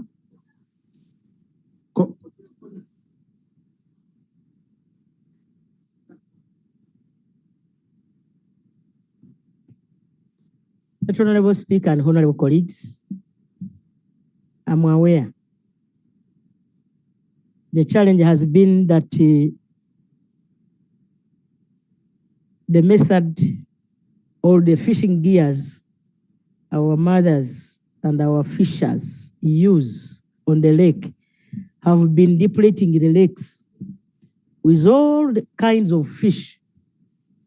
We have had one meeting that was last week, and we intend to have another one to concretize on how to help those mothers so that our lakes are not depleted of the fish stocks, so that our country can continue to enjoy the foreign currency. Thank you, Right Honorable Prime Minister. And if you can also bring the readers from the fishing community, the members, and you sensitize them, it would be helpful. Honorable Nambozo. Thank you, Right Honorable Speaker. Right Honorable Speaker, my question to the Right Honorable Prime Minister is about the Wendy app in Post Bank that has caused mayhem in the PDM disbursement of funds. In my district and many others, the Wendy app has enabled the bank officials to send a bulk of money to the accounts of the PDM leaders. A leader gets about 70 million to disburse to the individual beneficiaries, and these people are not yet ready to hold such a large amount of money. My question is, how are you helping the individual beneficiaries who have lost a lot of money, especially that people in my district are already in the prisons because of the hacking that has already taken place? Thank you. Right Honorable Prime Minister. Right Honorable Speaker and honorable colleagues, it is true that we have experienced some challenges under PDM. It's a new project which requires concerted efforts from all of us, the leaders. The Wendy app was designed to help our farmers or our beneficiaries of PDM to access money on their phones. Some other areas have not had issues, but a few have had issues. We are having a meeting with the MD of Post Bank tomorrow so that we can see how to bridge all these gaps. Otherwise, Wendy needs to be refined further to avoid these fraudulent people who are taking advantage and stealing our people.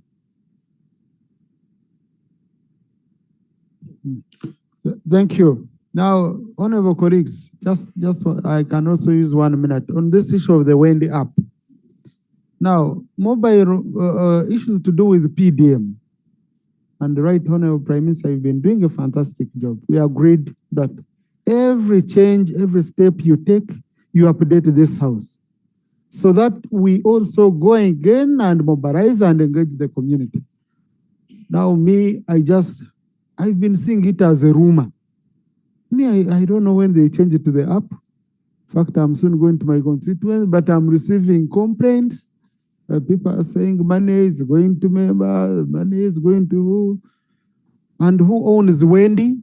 Also, it was another issue. Someone says it's an app, now it's registered on Mauritius. People saying corruption around it, many things. So let us have a statement on this change of disbursement so that you can bring us on board. We discuss, we tell you the issues we faced, we've heard from our constituencies, and we come on board as readers. Right Honorable Speaker, I want members to remember how our people used to line up in the banks. There is when we had to rush to Mbale, when people had lined up for 7 days, waiting for banks to help these members of the community access money in the banks. So it became tedious. Then we agreed that let us now look for a way of making sure that our people get money on their phones. Because 1 million can every go on a phone. And so that's how Post Bank came up with that innovation. So I request that honorable members, the Ministry of Local Government will come here with a statement so that we see how we are moving. Since Right Honorable Prime Minister, since it is Post Bank, don't you think finance would do a better job with this? Let it come from Minister of Finance, the one supervising Post Bank, who is handling issues of money and also releasing money. I've seen for the first time Honorable Mzazu is not comfortable coming to bring a statement. Thank you, Mr. Speaker. Mr. Speaker, to supplement what the Right Honorable Prime Minister submitted, we decided to quicken the process of transferring money, and an app was developed by Postbank called Wendy. And this app has, to a greater extent, helped us quicken the process of sending money to the beneficiaries. Procedure. Mr. Speaker, I want to thank you very much. I would pray that as you would it be procedure okay, you will go by your guidance. We have a lot of issues on Wendy. And the only that the members brought us during Prime Minister's question time, but the issues are bigger than what we shall find. Wouldn't it be a procedure okay that we go by your guidance? Because even how did they determine the Post Bank against another bank or DFCU? All these are questions we are going to ask when a statement is laid here, and we debate this Wendy issue. Thank you. Minister of Local Government, you are talking about. Thank you, Honorable Seungu. Honorable Msaza, I think a statement will be better. Okay? No, just we don't need an explanation now. Let us get a statement, and the major aim of the statement is to bring us on board, to bring all of us on board, so that we go and explain our people when they complain and all that. Okay? Mr. Speaker, yes, we shall bring a statement. The Prime Minister said from tomorrow, tomorrow we shall have a meeting, and if we don't finish, there will be other subsequent meetings. But Mr. Speaker, what the Honorable Sewung is saying does not need to wait for a statement. There is no way we can support other banks when we have our government banks.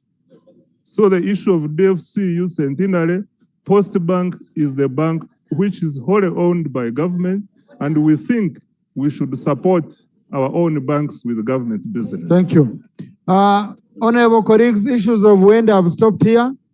What I request you to do, honorable colleagues, just get feedback from your constituencies, so that once the statement is here, we enrich the Prime Minister's plans with information. Okay? So I request you, honorable colleagues, check with your constituents on how parish model is working with Wendy, and we see how best we can support the whole of this system. So Tuesday, Honorable Minister for Finance, on Tuesday, bring a statement, about Wendy and how it's disbursing the funds. Yes, I had picked Honorable Sugapor, then I'll pick Honorable Ariko, Honorable Ned, Honorable Vataringa, our champion, Honorable Lola, Dr. Anthony, Honorable Yuno. No, I'm going to pick your neighbor colleagues. One minute, let's shoot. Thank you so much, Right Honorable Speaker. Mine is a brief one, and it is a matter of urgent national importance, Right Honorable Speaker. Right Honorable Speaker, I rise on a matter of urgent national importance regarding heavy rainstorms that destroyed homes and properties in Busiro North, that is Wakiso District. Right Honorable Speaker and Honorable colleagues, on 27th this very month, heavy rains destroyed properties, including but not limited to houses, bananas, coffee plantations, and all crops. And as I speak now, over 200 homesteads in the villages of Nampunge. Question to the Prime Minister.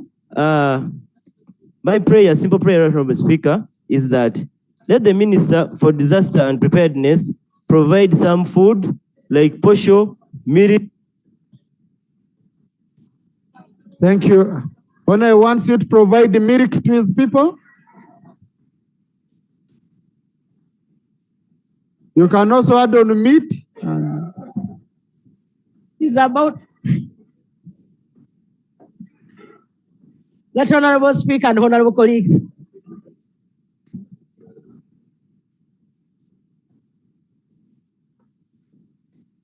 Order, Honorable colleagues, order. Thank you so much, Right Honorable Speaker. Honorable Speaker, the procedure is clear.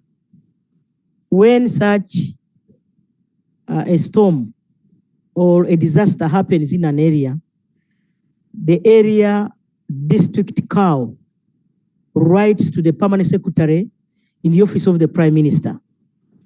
Then the process of helping those people starts. It's good you have informed me, and I hope the COW has already written to. Then the disaster preparedness committee in the district sits. Right Honorable Speaker and colleagues, we will not provide milk. What about meat? We don't have meat. We don't have chicken. But we have posho and beans. Thank you. Thank you. Honorable Rico. I thank you, Mr. Speaker. Right Honorable Prime Minister, you have an entity, the Uganda National Bureau of Standards, which is mandated to test all imports in the country. Prime Minister, when this entity takes packages of imports for testing, they have been known to keep these items that they have taken for testing in large quantities. And this is fraud. Right Honorable Prime Minister, has this been brought to your knowledge? And if so, what are you doing to ensure that Ugandans' goods are not defrauded by UNBS that doesn't return them after testing? I thank you. Right Honorable Prime Minister.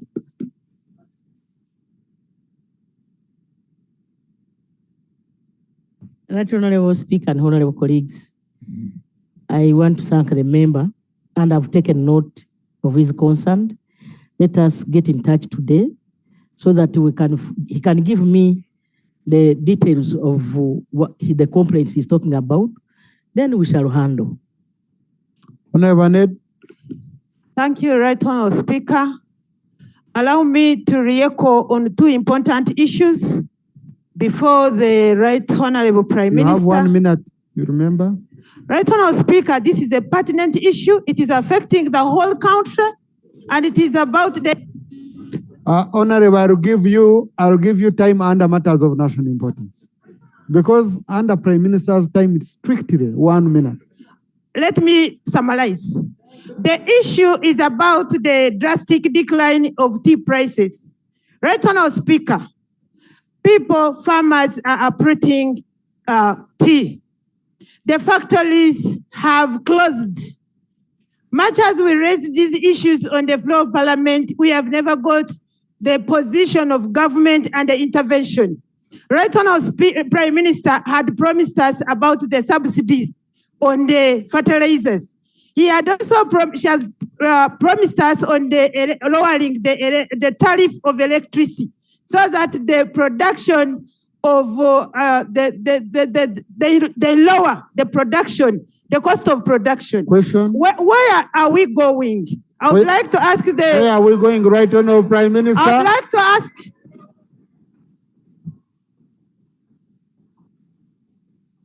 Thank you.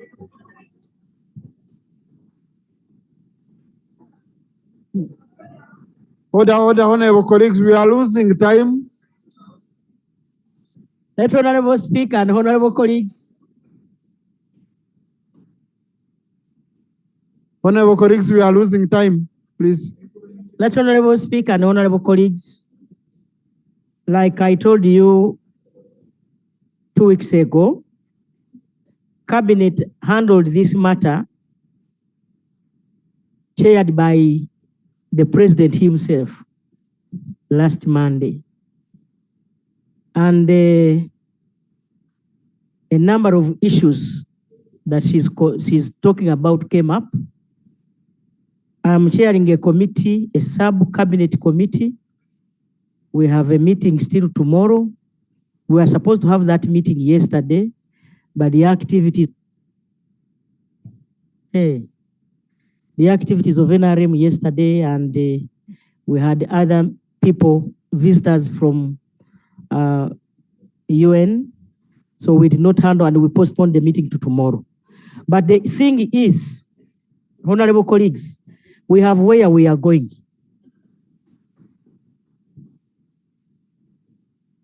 For now, it's a secret. Until we have short-term and long-term interventions. Short-term, they are saying our tea does not have the quality. Yes, so we are saying we are going to see how to subsidize on fertilizers so that our farmers can get fertilizers cheaply in the country. That's one remedy. Number two, tomorrow we have a meeting with Elite Agro, a UAE company, a government company from Dubai that is going to establish factories, 5 factories to begin with, in the areas of Buhweju. In northern Uganda, we have Zombo, we have and 3 other districts. They are supposed to be Chenjojo, Shema, and others. That Honorable Speaker, that is a long term. We are also establishing an auction market in the country. Instead of us going to Mombasa to be graded the way they want, we want to have an auction market in our country. After all, we have the quantities. So, Right Honorable Speaker, the government of Uganda is concerned, as you know, and we shall handle this matter like we have had. Honorable Anton Okuro, then Honorable Taringa. Thank you very much, Right Honorable Speaker. I stand up in Prime Minister's time to report an incident or incidents which have been occurring in my constituency for the last 3 or 4 months. The number of deaths of people have gone up by a large scale. The DHO of the district of Lamore agrees with me. I wrote on 21st a letter to the Prime Minister's office as well as the Speaker indicating the anomaly.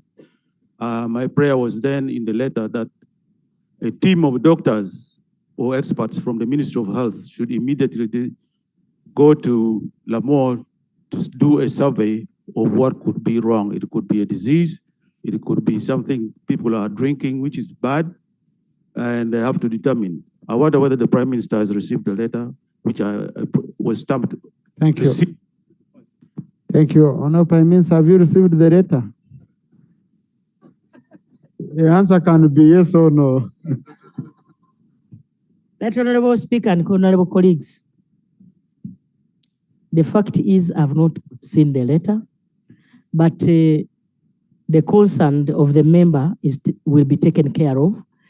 I will make sure that by tomorrow or even today, I will make sure that the Ministry of Health is informed about the same so that they can institute a team to go to Ramo to see that our people are secured. Thank you. And our colleague is a medical doctor, so by the time he comes up, not here. No, Vataringaya. Thank you, Right Honorable Speaker. 2 issues. Electricity, I have complained about poles without wires, and yet electricity is key to the PDM activities. When will electricity be connected to Kashar North on these poles that were installed 3 years ago? Question 2, FMD. When will doses be delivered to Ankwere sub-region? Thank you. Right Honorable Prime Minister, foot and mouth disease vaccine. A SCARA project, which is being implemented by the Ministry of Energy and Mineral Development, will handle the problem of those poles without wires. I remember we passed a loan here, and that is taken care of. It is just a matter of time. His poles will have wires, and our people will enjoy electricity. Then 2, foot and mouth. Cabinet came up with some money which we are going to use to buy the vaccines. We are partnering with the government of Botswana so that we have these vaccines. in any time. Thank you. Yes, PWD. Thank you, Mr. Speaker. Mr. Speaker, there are two laws in this country. The building control. Honorable Ola, if you could wait just a little. Colleagues in the public gallery this afternoon, we have religious leaders and chairpersons from Miene Parish, Kamdina Kidikonare, Oyam District. They are represented by Honorable Apio Eunice Otuko, Honorable Amongi Betty Ongom, and Honorable Alomu Santos Sandro Gwang. They've come to observe proceedings of this house. Please join me in welcoming them. Thank you. Yeah, thank you. Honorable Ola, continue. Thank you, Mr. Speaker. Mr. Speaker, there are two laws in this country, the Building Control Act and the Persons with Disabilities Act, that say that every public building must have access for persons with disabilities. My question to the Prime Minister is, who has continued to approve mushrooming buildings that are not accessible and has failed to modify, but also how are people with disabilities supposed to access services when they are being technically locked out of these buildings, including police station, courts of law, etc., etc. Who is locking persons with disabilities out? Who is not modifying? Who is approving buildings that are not accessible to persons with disabilities against the laws passed by this parliament? Right, Honourable Prime Minister.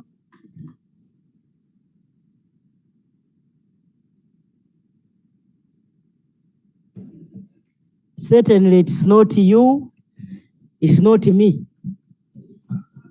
But government has a policy, honorable members, and I know we are implementing this policy. We may have gaps here and there in terms of enforcement. That's where I request members to join me or join government in making sure that these policies are enforced. The law is there. It's just a matter of enforcement. Honorable Wanzara Noah.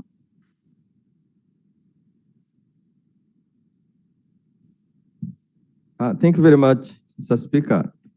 Right Honorable Prime Minister, Government of Uganda constructed a bridge to connect Nakasongola to Kayunga starting in 2019. Madam Prime Minister, as we talk, 5 years have elapsed and the bridge is not commissioned.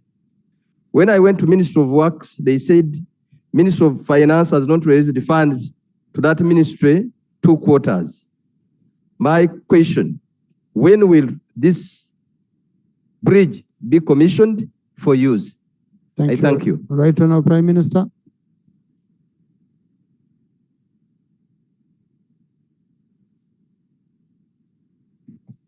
I have been to this bridge, Right Honorable Speaker and honorable colleagues. The bridge is almost 99% complete. What remains are these simple patches to connect Kayunga and Nakasongola. It is true the Ministry of Works was not given money when the quarter was beginning, but at least IPFs, I saw them and they are going to complete that bridge. And we have, because the bridge is almost complete. I know Sezibwa Bridge myself. I've been there with him. Kumi Soroti Wakiso.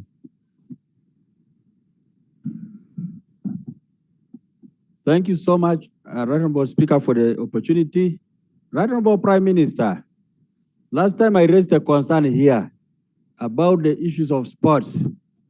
Sports currently is helping us in terms of sports tourism and carrying our flag.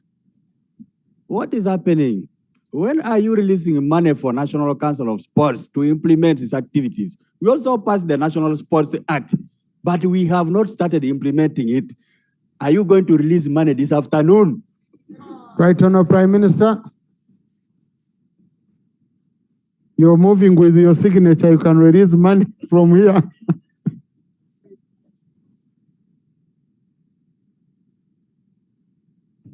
Honorable Speaker, I cannot really deceive this parliament that we are releasing money now this afternoon. But the fact is, once the money is appropriated, it is in the budget, they are going to release that money before the financial year ends. Be patient. Just be patient. Soroti, then Wakiso. No supplementary question is under Prime Minister's time. Rule 41. Thank you, Right Honorable Speaker. My issue is on Sorority Blood Bank. Madam Prime Minister, government started a construction for the blood bank in Sorority, but it has been abandoned. And this has left Sorority Regional Referral Hospital with at least 6 people dying every week because of no blood. And people have also abandoned donating because our blood is taken to other places for screening and it comes back when it's less. So my question is, leaving people without blood in the hospital. My question is, when are you finishing the blood bank so that the blood distribution is equated to all the other districts and we become the main supplier and Right we will not Honourable Prime lose people Minister. in the hospital? Thank you.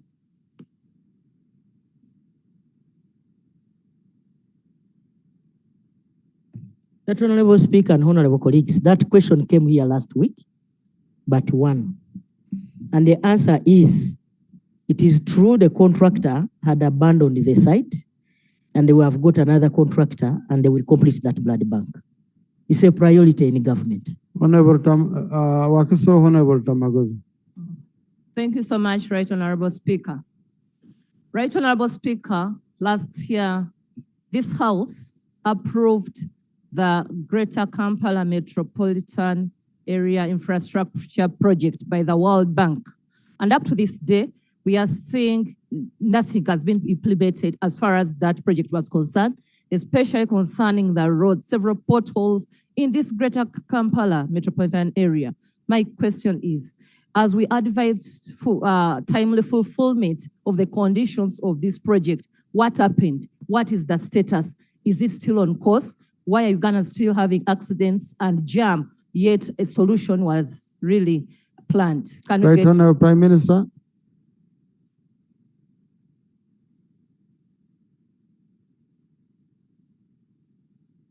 Right Honorable Speaker and Honorable colleagues, this is a big question and I request that you allow me request the Ministry for Kampala to come up with the report. Thank you. Honorable Tamaguzi.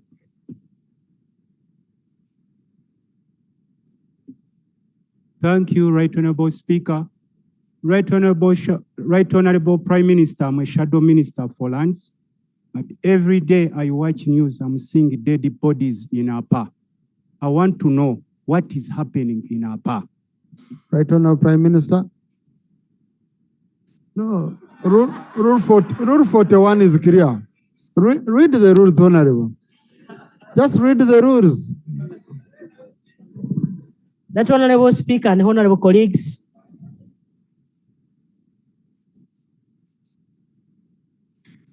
Right Honorable Speaker and Honorable colleagues, today I saw a letter from the President talking about APA. He was replying General Mbadi, and he gave copies to all members of Parliament, and I believe they have got it.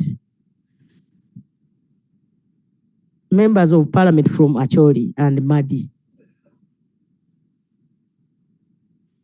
Honorable Speaker, the APA question, the President appointed a commission of inquiry. And the commission of inquiry have been directed to provide them with funds, which funds are available, and they are going to start work.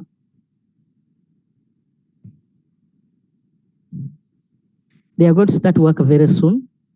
But the fact is that it also has a component of Zoka forest. Some people encroached on that forest because according to the report, preliminary report we have, Zoka forest is the area where we have these killings, Zoka forest. So let us wait for the commission to come up with a report. We shall definitely share with you members here. Thank you so much. Honorable Hira Ichiaga, then Honorable Mwijuche. Thank you very much, Right Honorable Speaker. Right Honorable Prime Minister, with the numerous accidents on Masaka Road, the hospital we have, the government facility we have, the government hospital we have is in PG Health Center 4. Right Honorable Prime Minister, when are we getting an ambulance for this facility? Because with all the numerous accidents, government hasn't gotten the attention to provide us with at least one. How many do we have to lose such that government pays attention? Right Honorable Prime Minister.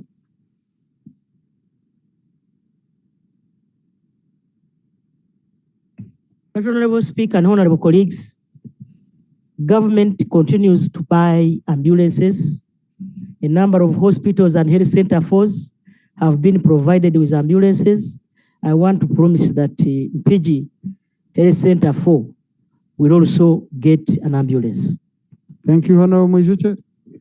Thank you so much, Right Honorable Speaker. Right Honorable Speaker, in 2022, government led by the Prime Minister authorized the people of Buhweju, Kakumiro, Bushenyi, Zombo, the tea suppliers, supply seedlings on credit. That was 2022. It is now 2024. They are choking on loans. I am now asking the Prime Minister, when will government pay these suppliers? Right Honorable Prime Minister.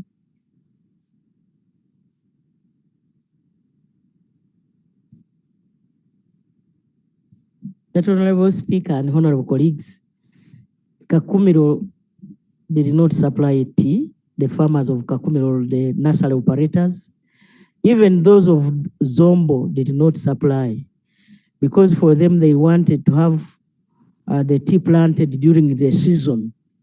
And so Zombo did not supply, because I've already seen Honorable Quintui saying that they also now need to supply.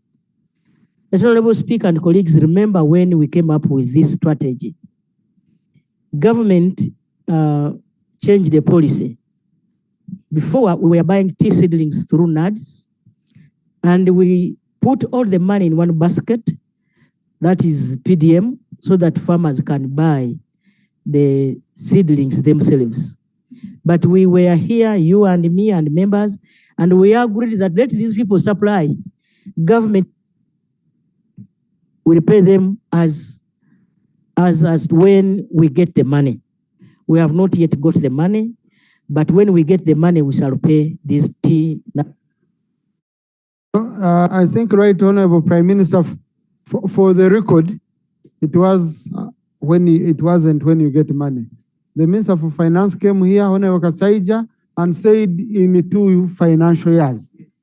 I remember very well, it was 2 financial years. Yes, not when you. Honorable colleagues, now, Prime Minister's time is going to end, okay? Then we open up so that, please, when the speaker is speaking, you should be seated. No, by the way, not only a speaker. When any person is holding the floor, the rest should be seated, okay?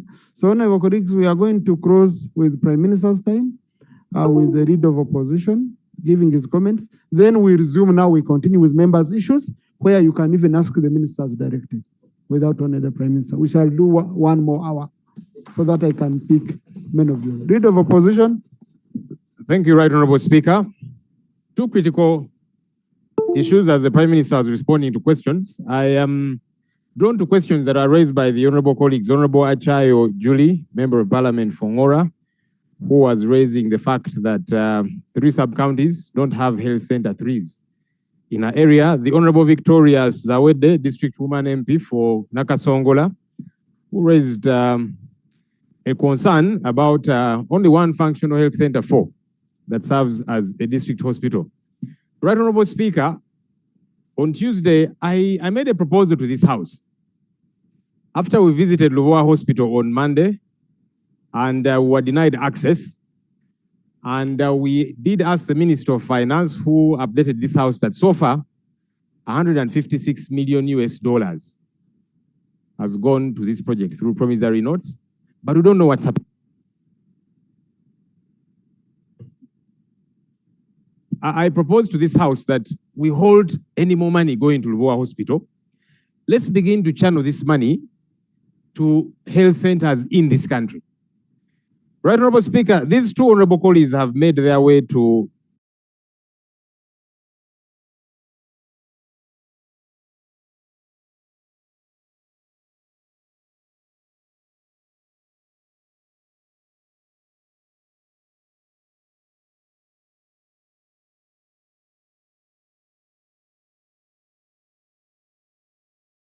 this paper. But if you asked any member of parliament and gave them chance, they will tell you the challenge of health centers in their districts, in their areas. So I want to remind the House of the proposal that I made. This money that we've been channeling to Lubowa Hospital, which we cannot access. Right, Honorable Speaker, the presiding officer then did say that she will request you to go to Lubowa Hospital now that we were denied. We did wish you well because, Right Honorable Speaker, in the past, the Minister for Health, Dr. Jane Ruth Acheng, together with the Permanent Secretary, together with yourself, Right Honorable Speaker, you did go to that very facility and you were denied access. I don't know if, because the Speaker said you would go yesterday, Wednesday, I don't know if you managed to go and whether you were given access. No, I think for the record, let's have the record clear. The Speaker said the Deputy Speaker will go on Wednesday. Okay? The Wednesday which I will go has not yet reached. When it reaches, I will go. Yeah, I read the answer very well. She never said tomorrow. She said on Wednesday. So the Wednesday which I will go, I will report back to this House. Don't mind. Yeah. Thank you for that update, Right Honorable Speaker. Whenever that day,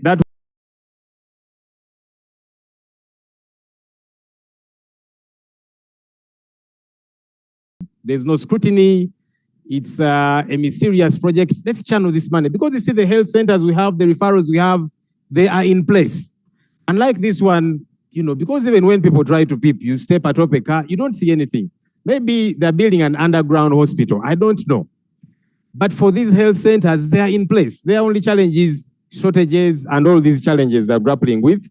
Let's channel the money there. And I would like to appeal to the Prime Minister to come on board because this is a worthwhile thing to do. Lastly, Right Honorable Speaker, a colleague has raised the upper land question. The Prime Minister says a commission was put in place about a year or so ago. Right Honorable Prime Minister, people are being killed now. Yesterday, today, we don't know what will happen tomorrow. We would like something a lot more cogent as a response because this commission, yes, the commission should try